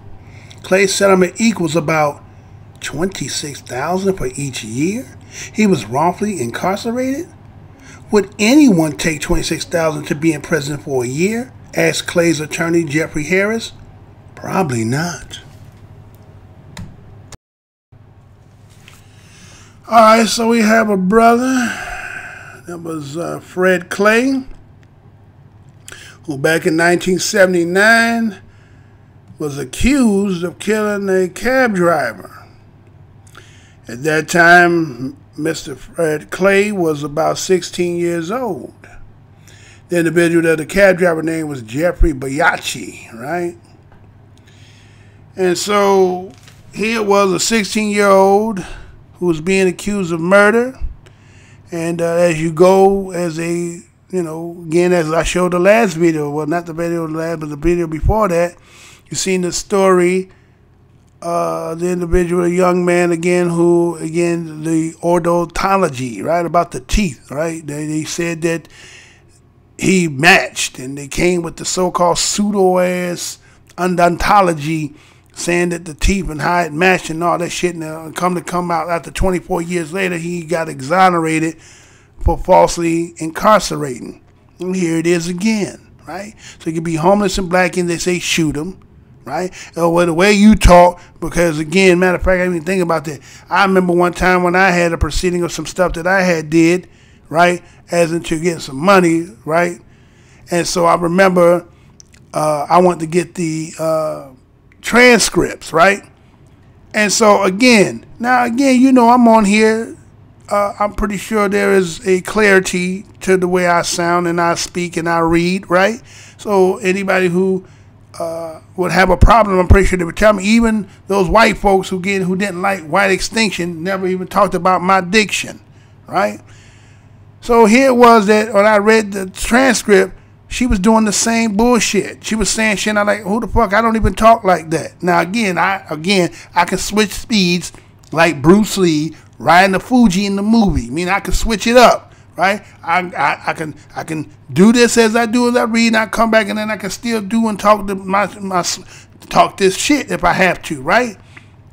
But that ain't what I did when I was in that situation, right? In that environment, right? So when so I said, oh, your ass is just, you saying some shit, because again, I was talking too clear, so you had to try to make me sound like I was saying some shit that I didn't say. Any motherfucker who know when I talk, you know damn well you understand the fuck I'm saying. That's why they have a problem with me, is because of my clarity, right? You know what I'm saying? I'm supposed to be another way, but that's not how I'm coming across. And so they do that shit, because again, there's sometimes you could be talking again, when you talk to white folks, sometimes they do that shit. What'd you say? Like, fuck, you heard the fuck I just said? What you talking about? You ain't understand I just said. What's wrong with your damn ears? Get an ear Q-tip or some shit, right? But they do that shit because again, always a little subliminal shit, right? So once again, 16-year-old under a situation that they claim he killed the cab driver. Don't have evidence, because again, if you heard in the story as I was reading that to you, it talked about that the detectives, the witness that they had, and I think his name was Richard Dwyer, right? They used unfair tactics in that case with this brother here, this Fred Clay. If you heard the story, they talked about that they had to witness the detective hypnotize Bootney Farnsworth. Remember Bootney Farnsworth? With the one with Bill Cosby and not Harry Belafonte, but they called me Mr. Tibbs, right? Right? Remember they put JJ under hypnosis and he would whoop the damn champ's ass? Well, they had this cat under hypnosis. Matter of fact, Mike Tyson said that's how they had him too. I heard that on that damn Joe Rogan show. If anybody heard that, Mike Tyson said that the white man had him under that. So I'm like, why are you saying that, Mike? Because now they're gonna attribute that shit and say that maybe your Iron Mike-ness had something to do with more with that shit. Well, anyway. So anyway, they had the witness, right, under hypnosis to lie and say that to get the conviction. Man in jail for 38 years. Damn, man. He did his life twice in there. Huh? Gabe took his life twice. He came in at 16 and did 2 16 bids. And 6. Huh? So, you know, here it was that they have again, a lot of them colleges have where they had them students that going in and learn to do some of they by going in and trying to go exonerating cases that they believe they shouldn't be in there. Now, in that aspect, okay, that's good work. But I just don't like how the fact at the end, you know, they're sitting in there cheering and, hey, look what we done, you know. You did the work, I get it. And I ain't trying to take nothing away from him because, again, I guess if I was in a situation, I would want you to do the same shit too. And I guess that's kind of a good and a bad in that sense, right? And so here it was, after they got him exonerated, right? And 17 months after him getting out of there, he was still struggling. Couldn't hold a job, couldn't get a job, didn't have no money. You understand? So they had to go back and be like, man, you know what I'm saying? This man gave 38 years. Why this man ain't getting no money walking out the door? Why everything ain't already set up? Matter of fact, I got a solution for y'all, right? So here it was, he did 38 years, and they decided that they was going to award him $1 million. What? I'm going to say that again. He did 38 years for wrongfully convicted, and they gave him $1 million. If he'd got out a year earlier, he would have only got $500,000 because prior to that it was only $500,000. They just changed the law, so he was the first one to get that kind of money, which is still a low ball. It's kind of like what we're talking about, this reparation. Somebody trying to throw out some number, talking about some $100 million with 50 million plus of us, about 2 million each. That's still too low, right? 38 years. So when you break that 38 years down, 38 years to that money that they assess, it's only to about $26,000 a year. So that's why at the end they say, would you want to go to jail for $26,000 a year? And probably hell no, you don't want to do no shit like that, right? Huh? So my suggestion would be that, how is it that, okay, they talking about, well, they're going to now make some new legislation that when some shit like that happen, that they're going to give them 5 Gs. That ain't shit either. 38 years? You know what I'm saying? He got to get reacclimated into everything. You know, took his life away from him. So I suggest that you automatically get housing. Why don't you automatically get a job? You get automatic insurance, automatic free education, automatic unlimited air flights. Because you got a lot of time to make up. And mama was already gone. Huh? Mama gone. A lot of people gone in 38 years, right? Matter of fact, why don't you just give somebody under that circumstance a black card unlimited? Huh? 38 years for a crime he didn't, and then the whole thing is the system railroad him. You had to, again, like I said, always got the slant, always got to suppress, always got to taint it, always got to do the, you know what I'm saying? Never could do square dealing. Could you find out that you ain't as straight as you think you is? Man gave him 38 years, and when he came out, he said he ain't angry. See, that's the spirit the Creator puts on us. All this stuff y'all just doing, all y'all trying to do reverse psychology, trying to make it seem like, well, black people are after you.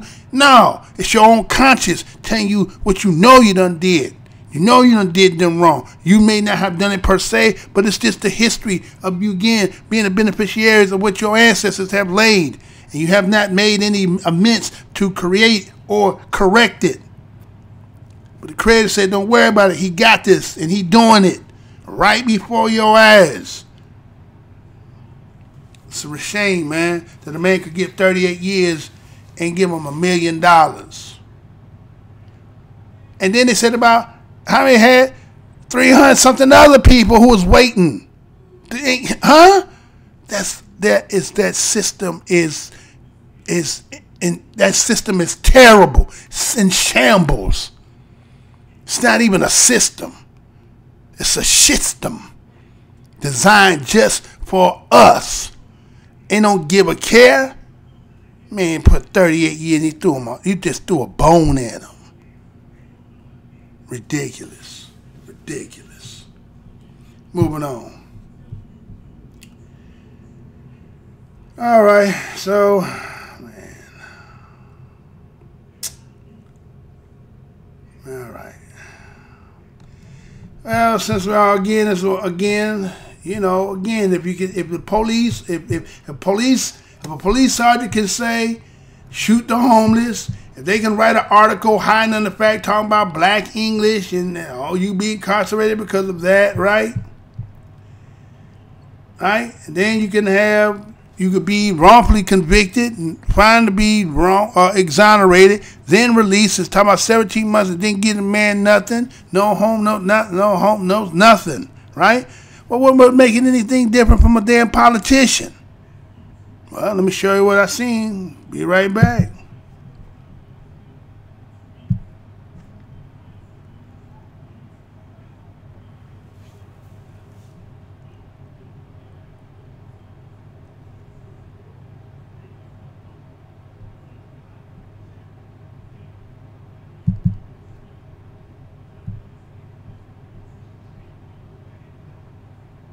Virginia Governor Ralph Northam now says the photo in question is clearly racist and offensive.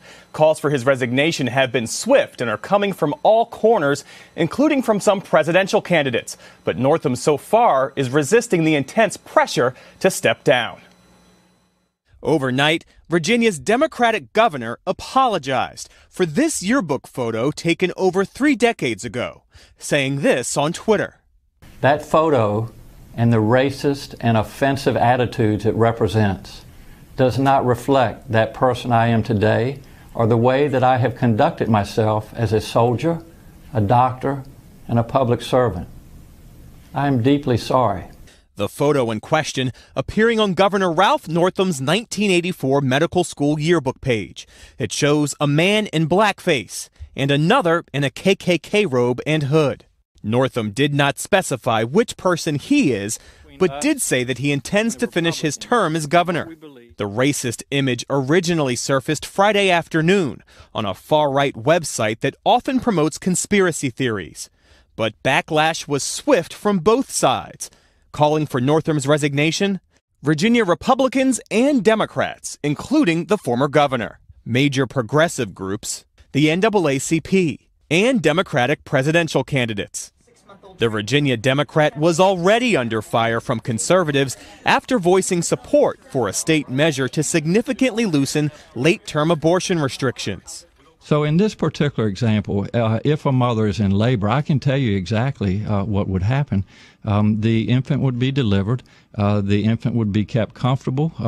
The infant would be resuscitated if that's what the mother and the family desired. And then a discussion would ensue between the physicians and the mother. Northam, a pediatric neurosurgeon, later said his comments were mischaracterized.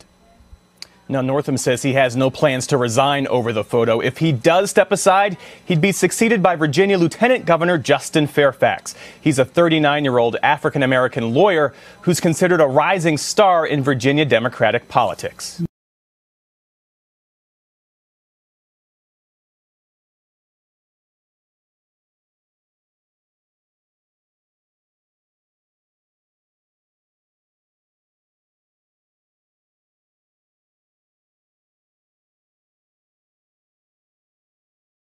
Breaking developments involving Virginia's governor, Ralph Northam.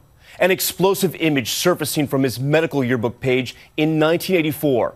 The page shows 2 men, one in blackface, the other dressed as a member of the Ku Klux Klan.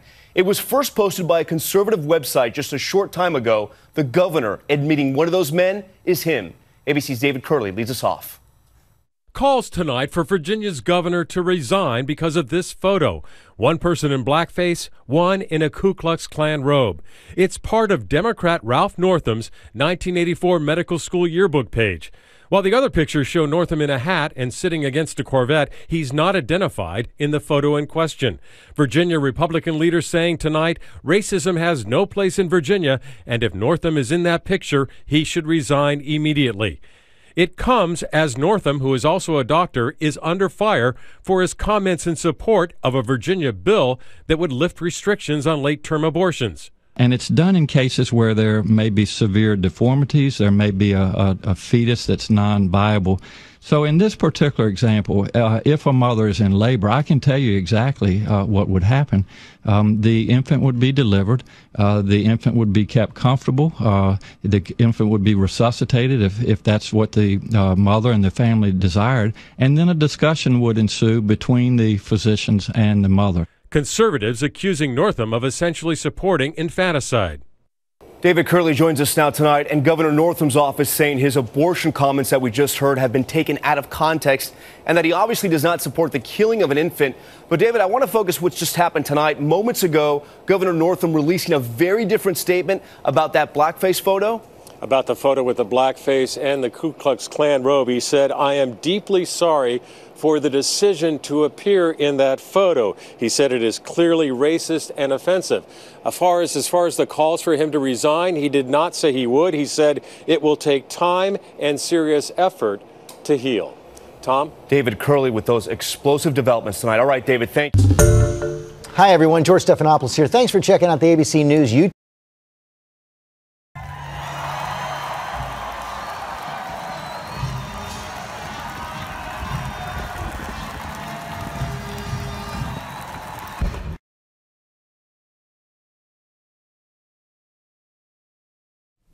That photo and the racist and offensive attitudes it represents does not reflect that person I am today or the way that I have conducted myself as a soldier, a doctor, and a public servant. I am deeply sorry. I cannot change the decisions I made, nor can I undo the harm my behavior caused then and today. But I accept responsibility for my past actions, and I am ready to do the hard work of regaining your trust. My dad's advice stayed with me when I reached the Virginia Military Institute and was given a different kind of compass.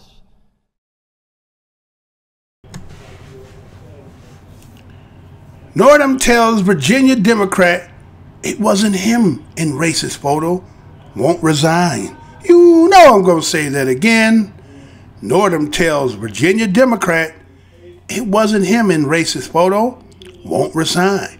This story was done February 2nd, 2019, coming from the CNN Politics. And this is how it reads. Virginia Governor Ralph Northam has told a source he now believes it is not him in a racist yearbook photo and that he has no recollection of taking the photo, according to a top Virginia Democratic source who spoke to the governor on Saturday. Northam told the source he was in touch with some of his former Eastern Virginia medical school colleagues who said they believe many of the pictures in the yearbook were mixed up. Northam did not recall the picture being taken, he told the source, and said he was not involved in the production of the yearbook. Despite mounting pressure from him to resign, Northam also told the source he is not going to step down, which comes ahead of his planned statement to the media Saturday at 2:30 p.m. Eastern Standard Time from the Executive Mansion in Virginia. The New York Times first reported Northam was making calls. This contradicts what Northam said in a statement Friday night. Earlier today, a website published a photograph of me from my 1984 medical school yearbook in a costume that is clearly racist and offensive. The racist photograph was obtained by CNN that appeared in the 1984 Eastern Virginia Medical School yearbook, shows one person dressed in a blackface and another in a KKK signature, white hood and robes. The photo was first reported by conservative website Big League Politics. In a statement Friday, Northam apologized for the decision I made to appear as I did in this photo and for the hurt that decision caused then and now. This behavior is not in keeping with who I am today and the values I have fought for throughout my career in the military, in medicine, and in public service, he said. The Virginia Legislative Black Caucus, the Virginia House and Senate Democrats, and Democratic Party of Virginia all called for Northam's ouster and for him to hand over the governorship to Lieutenant Governor Justin Fairfax. Northam, a former pediatrics neurosurgeon and Army doctor, won the governorship in 2017.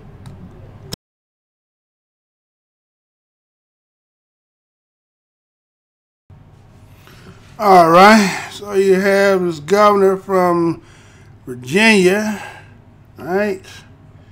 Ralph Northam.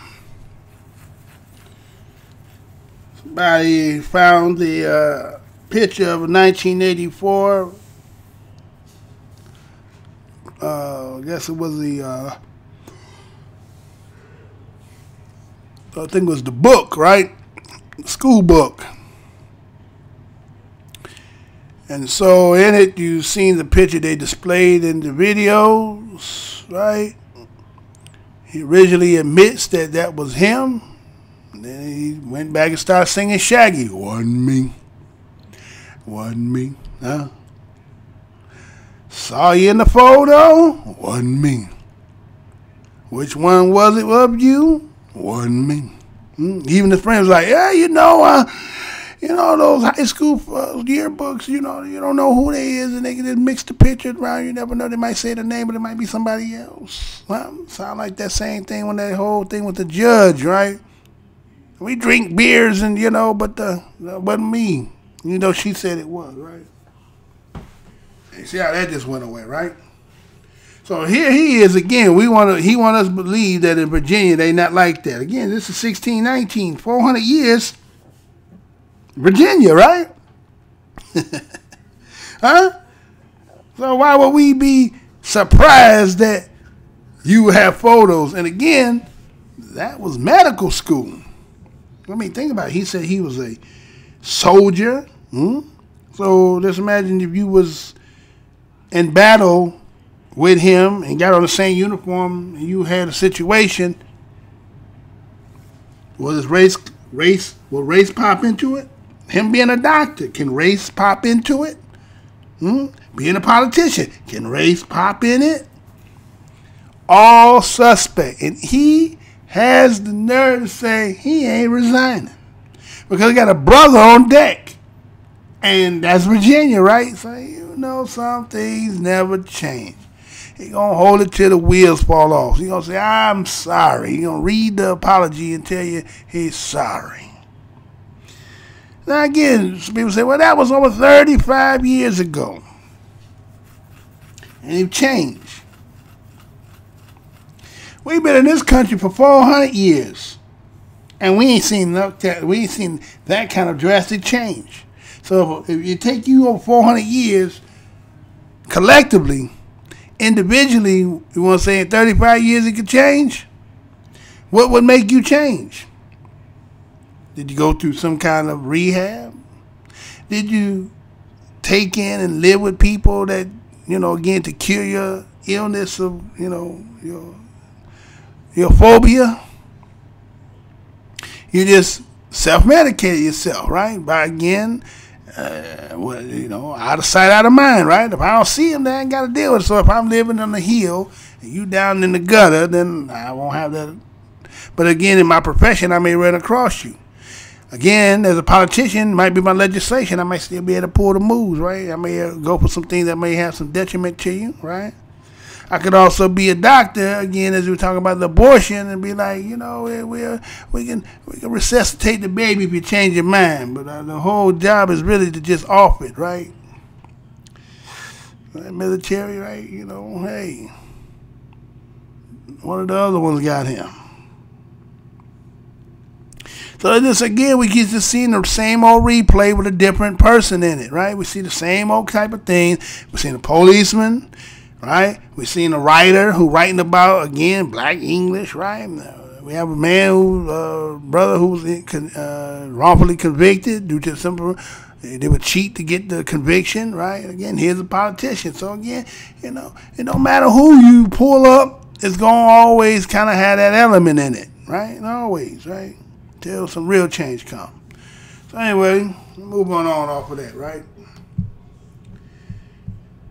I won't do that one. Well, let's get it on the theme here. Check this out, right? This funny right here, right? The things that people will do, right? When you say nobody wants you when you're down and out, right? There's an old song, right? They come on like that, right? So what I'm saying is, check this out, right? Now again, see, when you're brand new like that, you don't look at everything and say when you're a little bit been in the game a little bit, you're a little seasoned, you kind of a little conscious about certain things. But in this case, check this out. Look how this looked, and we'll be back after that.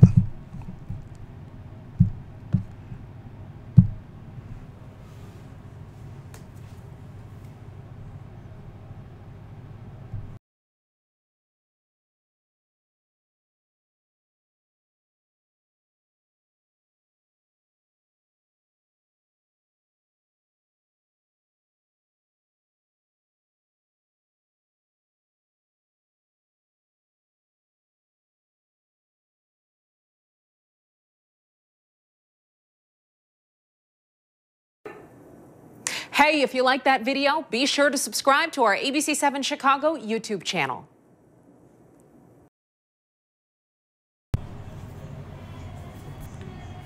Man charged with faking slip and fall. Caught on video. You know I'm going to say that again. Man charged with faking slip and fall. Caught on video. This story was done February the 1st, 2019, coming from the CBS News, and this is how it reads. A New Jersey man is facing fraud charges after surveillance video captured him appearing to fake a slip and fall at his former workplace. The Middlesex County Prosecutor Office released the footage of Alexander Golinsky dumping a cup of ice onto the floor of his workplace break room. After dumping the ice and then throwing the cup in the trash, the 57-year-old turns and walks over on ice cube, steps on it, and falls to the floor. He laid flat on his back and waited to be discovered. Golinsky, a resident of Randolph, New Jersey, was arrested on January 15. Prosecutors charged him with insurance fraud and theft by deception, saying the fall was no accident.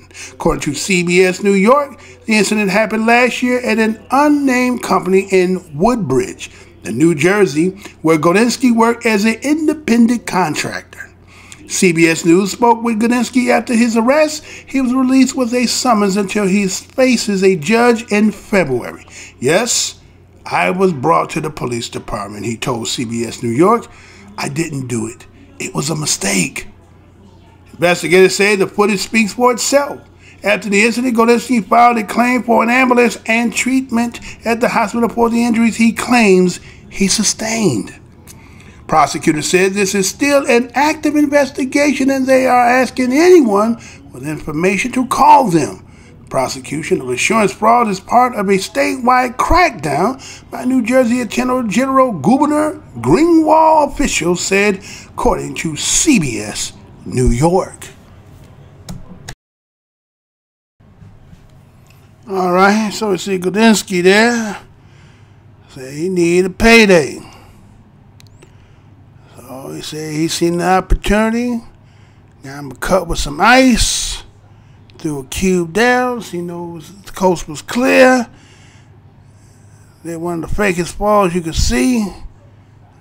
And he's a lady that was falling and I can't get up. Felt better than that, right? Tell me I'm falling and I can't get up, right?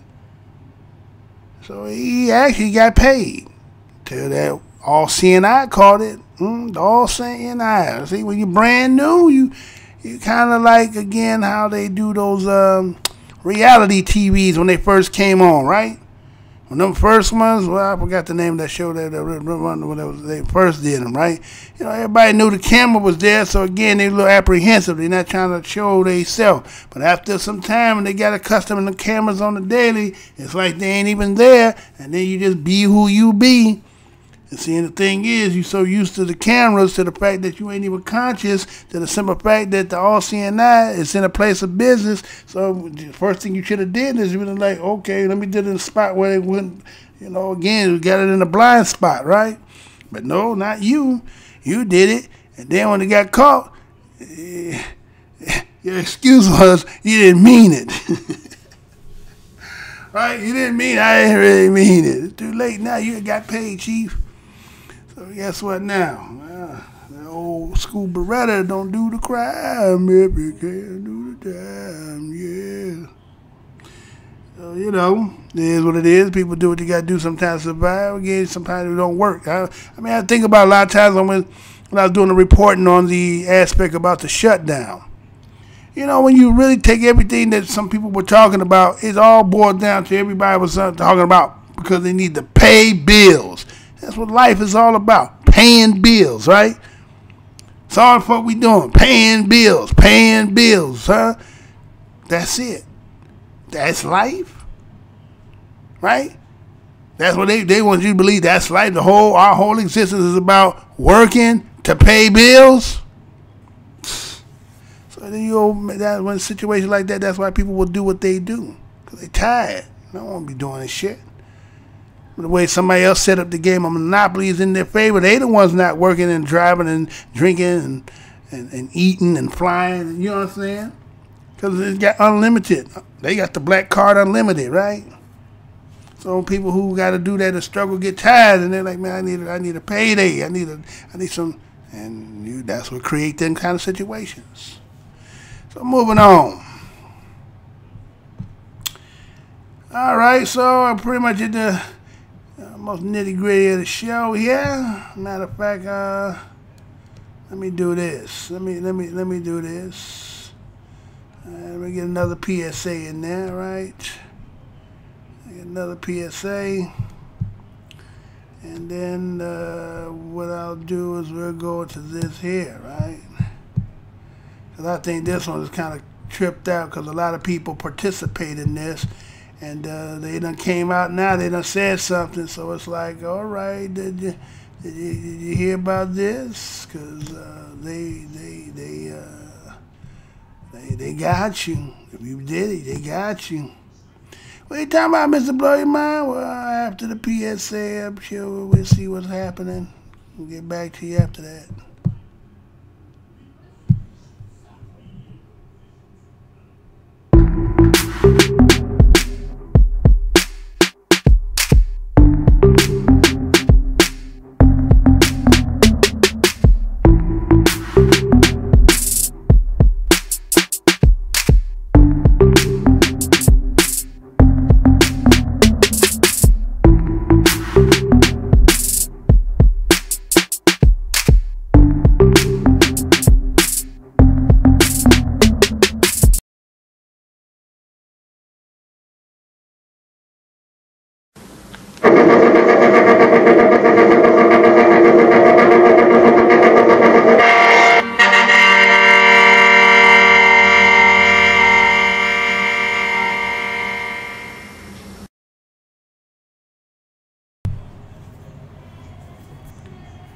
Man charged with faking slip and fall. Caught on video. You know I'm going to say that again.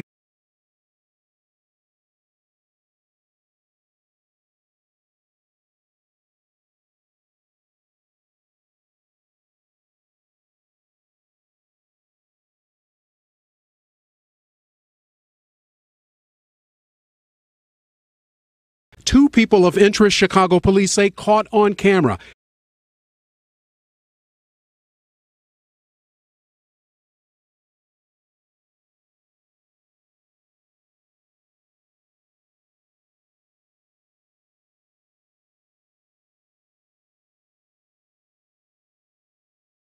She was thrown in a trash can, left for dead, naked, like a piece of trash. He was a very violent sexual predator. He targeted victims that he knew would not be credible. He had sexual assaults dating back to 1983, yet no one ever filed a case on him.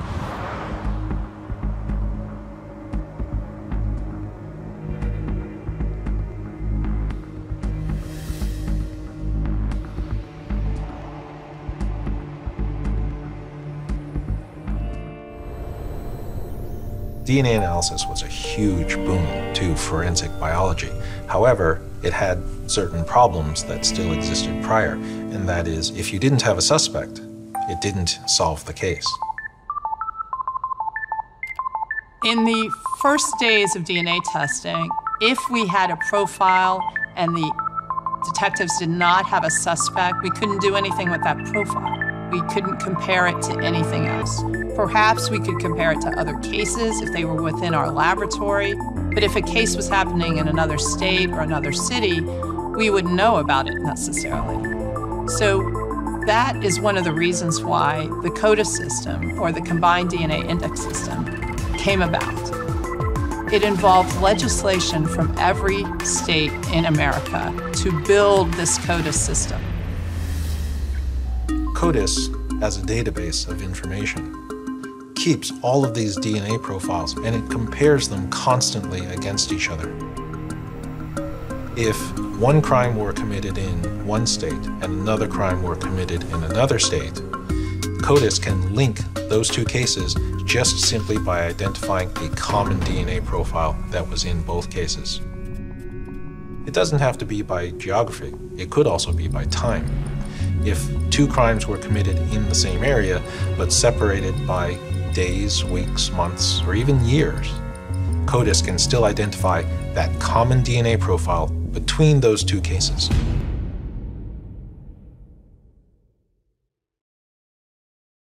Well, the family history website Ancestry.com is making headlines for its terms and conditions, and what it says may shock you. RT's Trinity Chavez has more. Ancestry.com is selling a new DNA testing service called Ancestry DNA. For $100, you send in a sample of your saliva, and the company sends it back to you with information about your genetic makeup. But now the company is under fire after recent revelations that its terms and conditions included a clause for the right to grant Ancestry a perpetual license to keep and use your DNA. However, in a blog post titled "Setting the Record Straight, Ancestry and Your DNA," it states that the company does not claim ownership of one's data, and the owner has the right to terminate their profile at any time. But Joel Winston, a privacy law attorney here in New York, was one of the first to review the documents, and he says that the company is simply playing word games and that customers should know that by turning in their data means that they are giving up their genetic privacy. They don't have absolute ownership to your DNA because it's in your body, so they haven't reached out and taken it away from you. You still own you, but they own a license to take your data, to hold your data, and to sell that data. Whether it's worthless or valuable, nobody really knows, but they are selling it and they have the right to continue to sell it. Winston added that the company could sell one's DNA to pharmaceutical companies, insurance companies, and profit research institutions. And by agreeing to such terms and conditions, your DNA could possibly be used against you or a genetic relative. So the information that you provide about yourself can also provide additional information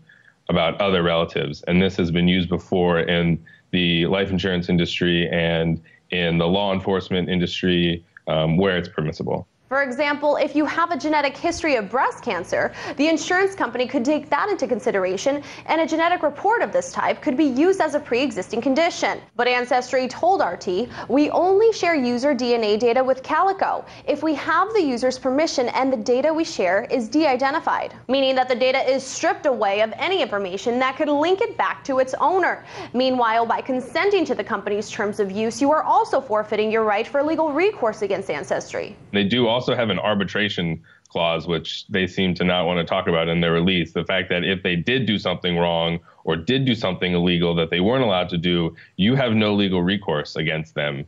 There's nothing that you can do to bring them to court because you've agreed to this particular venue of arbitration. Ancestry told RT they only store the data of its users only to provide customers with the services that they signed up for. And by doing otherwise, it would negatively impact the company's ability to provide those services. Reporting in New York, Trinity Chavez, RT.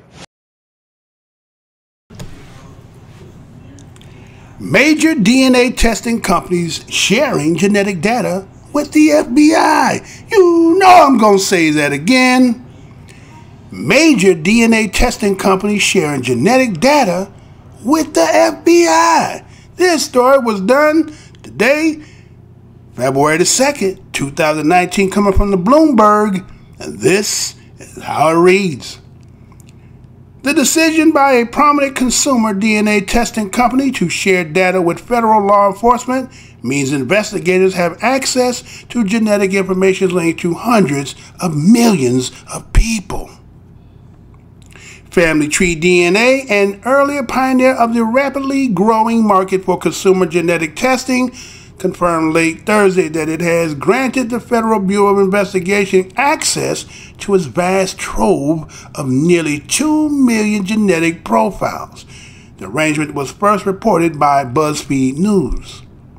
Concern about unfettered access to genetic information gathered by testing companies has swelled since April, where police used a genealogy website to ensnare a suspect in the decade-old case of the Golden State Killer. But that site, GEDmatch, was open source, meaning police were able to upload crime scene DNA data to the site without permission. The latest arrangement marks the first time a commercial testing company has voluntarily given law enforcement access to users' data. The move is of concern to more than just privacy-minded Family Tree DNA customers. One person sharing genetic information also exposes those to whom they are closely related. That's how police caught the alleged Golden State Killer. A study last year estimated that only 2% of the population needs to have done a DNA test for virtually everyone's genetic information to be represented in that data. Doubling data. Family Tree DNA's cooperation with the FBI more than doubles the amount of genetic data law enforcement already had access through GEDmatch.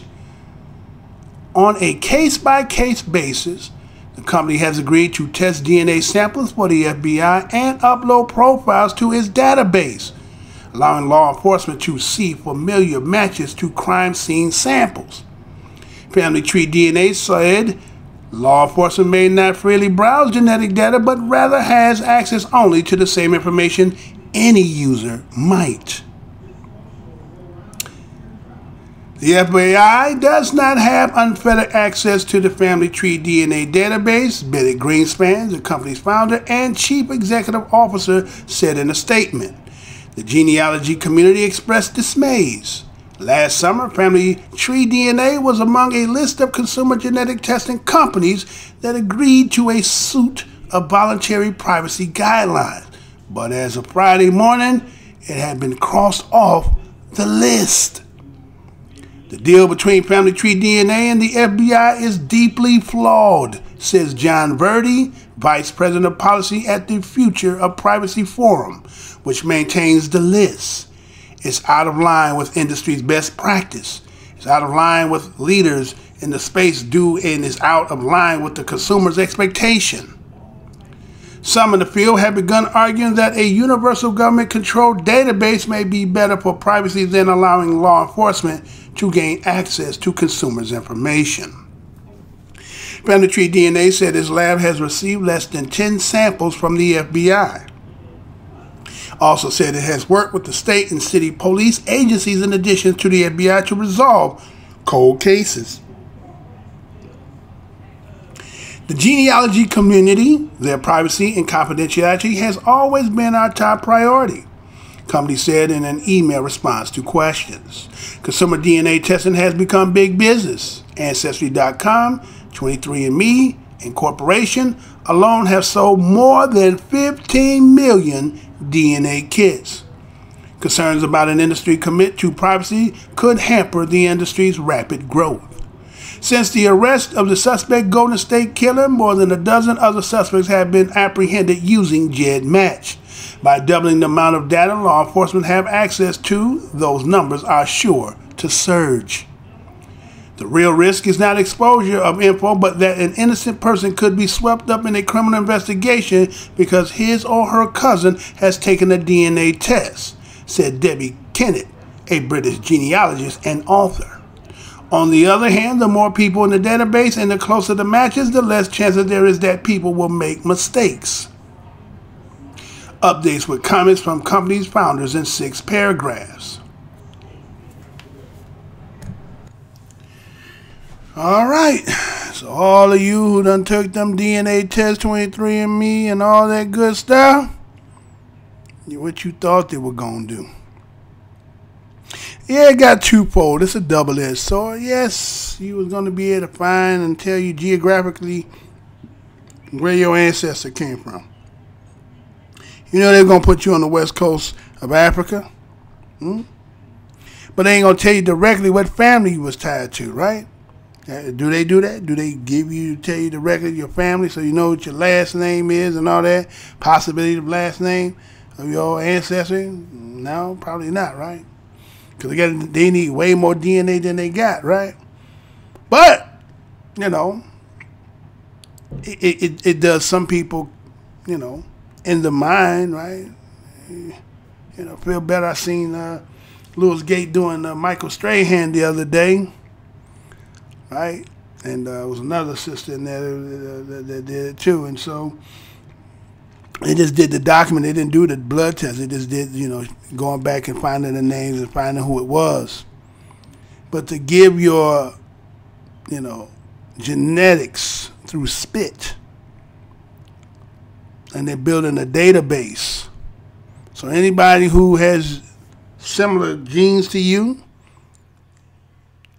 can be sequestered to come in, so we can try to figure out who it is that might be in your family.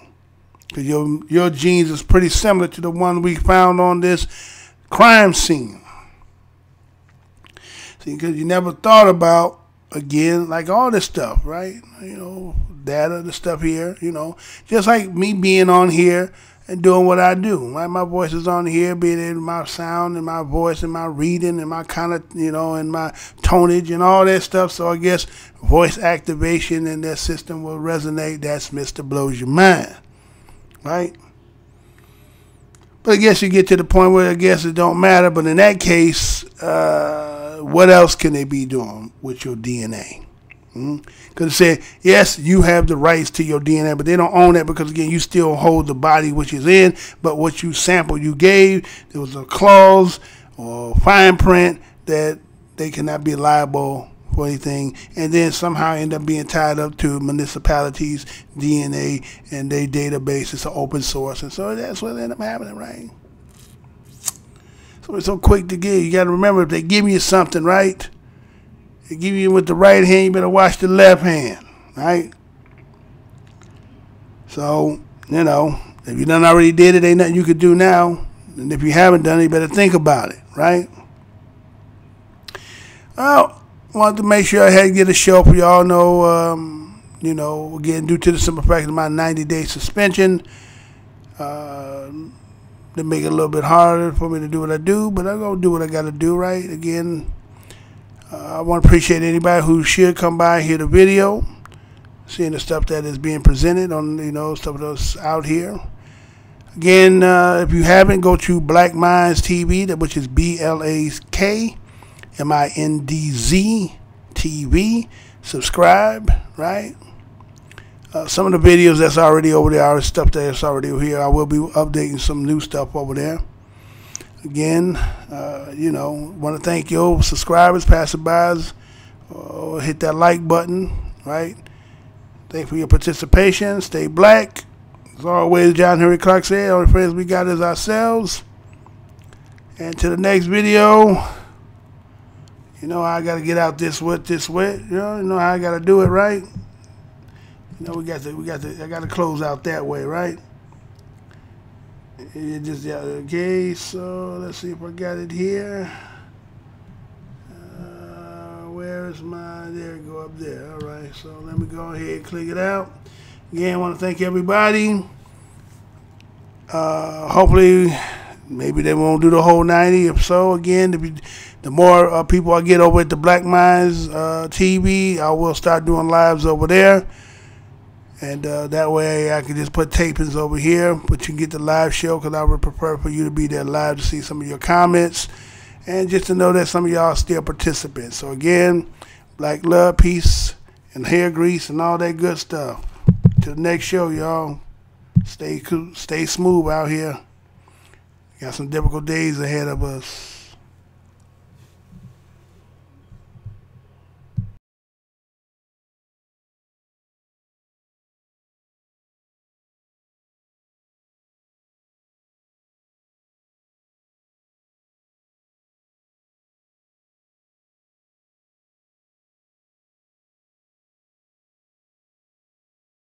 Portions of the following program may be unsuitable for younger or more sensitive viewers. Viewer discretion is advised.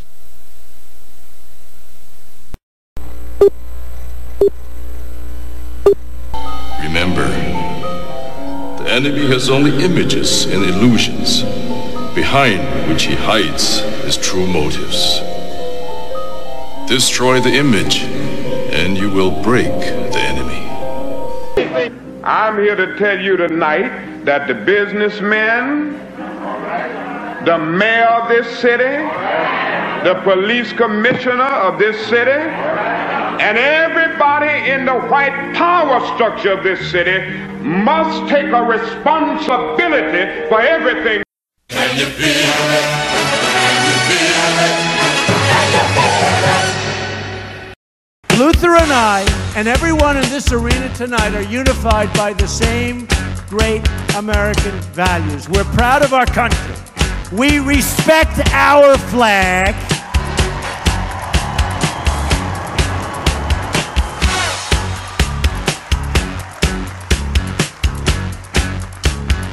Wouldn't you love to see one of these NFL owners, when somebody disrespects our flag, to say, get that son of off the field right now, out, he's fired.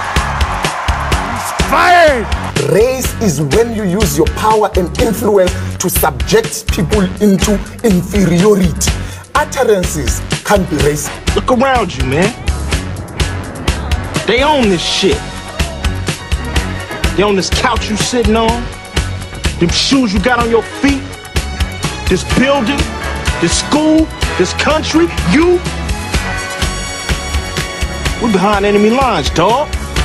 So you must first of all remember that this system was not originally designed with black people in mind. Right on! And it definitely was not prepared for black people to, in the end, begin to demand their rights and an equal share in this country which they died for. Right on! Hey, and we definitely are not going back to Africa. In the church, we used to sing the song, "Good News, the chariot is coming." While you sit here today, knowing that you have come to hear good news, you must realize in advance what good news for you might be bad news for somebody else.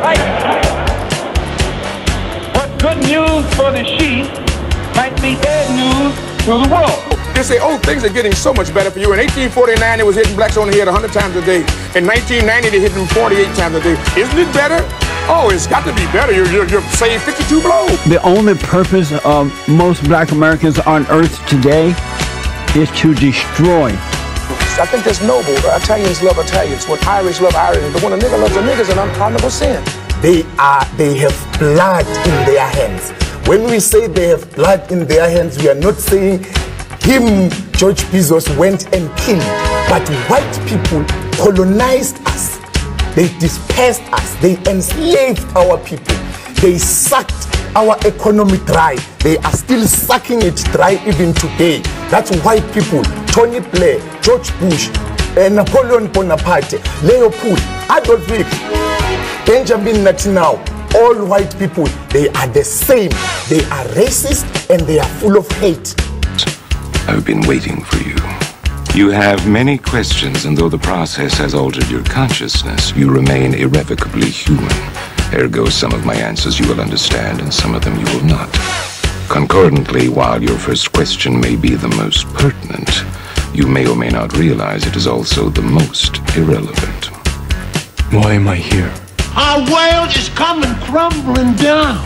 The coons are coming. You got to understand that white America has an uncanny way of making the victim the victimizer. Excuse me, master, for putting my head in the way of your club. Not that your club is brutalizing my head and putting hickeys on it. My head got in the way of your free swing and broke your shiny stick, and I want to apologize for that.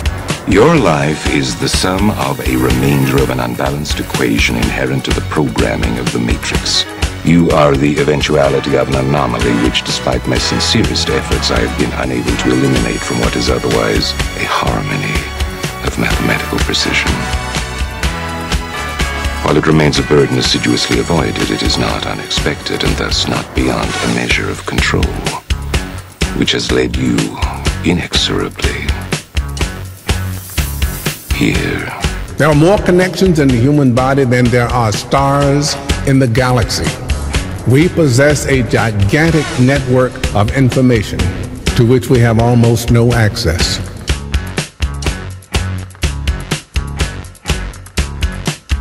Matrix is older than you know. I prefer counting from the emergence of one integral anomaly to the emergence of the next, in which case this is the 6th version. 5 months before me. There are only 2 possible explanations. They were 5 months before me. Either no one told me, or no one knows. Precisely. As you are undoubtedly gathering, the anomaly is systemic, creating fluctuations in even the most simplistic equations. Control me! I'm gonna smash you to fucking You can't make me do anything like Chris! Choice. The problem is choice. Let us remember that we are not brutalized because we're Baptists. We're not brutalized because we're Methodists. We're not brutalized because we're Muslims. We're not brutalized because we're Catholics. We're brutalized because we are black people in America. Because white people made him to be what he is. They made him to look evil, because that's their role, to make all of us black people to look evil and to hate ourselves. I can't hate. You're a nigga till you die. If you're a poor nigga, you're a poor nigga. If you're a rich nigga, you're a rich nigga. But you never stop being a nigga, and if you get to be educated, you're just an educated nigga. I'm told every day I'm on air that I'm racist because I call out racism. That is maddening to me, and I'm crying about it because it's crazy. So the Honorable Elijah Muhammad is teaching you and I and trying to tell the white man to get this powder keg out of his house. Let the black man separate from his house. Let the black man have his own house. Let the black man have his own land and his own property. I thought the bitch was white! Damn it! I thought the bitch was white! That's true. I think that white people are so guilty, knowing what they've done to black people, that they feel if the deeds were reversed, they would hate the black man if he had done the same thing to them. So it's actually, it reflects a guilt complex on the part of whites when they ask us, do we hate them? And if you notice, Uncle Sam has formed a habit of going all over the world. He calls it the ugly American, or the American image. He thinks that everybody hates him because it's a guilt complex. And if you think that if you are worried about Europeans hating you, and they're your allies and your cousins, well, naturally it would follow for you to think that Negroes in this country would hate you, especially in light of what has been done to black people in this country by white people. Now check it out. The white ball dominates everything, right? Knocks the shit out the yellow ball, the red ball, right? And the game's over when the white ball drives the black ball completely off the table. But you have to see that all of this is hypocrisy. I love Malcolm. Malcolm called me the Sunday that he died. I was working Basin Street East. He said, Brother Greg, you coming by today? And I said, Malcolm, I love you. And I said, I love you so much, I don't even want to take a chance to be there. He said, what do you mean, Brother Greg? I said, well, I closed tonight, Sunday night at Basin Street East. And I said, but I had my wife book me a flight into Chicago at 8 o'clock this morning. And I'm going to Chicago, and I had way beneath my salary, booked me into a college about 10 miles from the airport. And I'm gonna go there and speak this afternoon, and I'm gonna stay there until they tell me you dead. Because I'm not gonna let this government get two of us for the price of one. And I'm gonna call Adam Clayton Powell when I finish talking to you and beg him not to come there. Because today, the United States government gonna get you.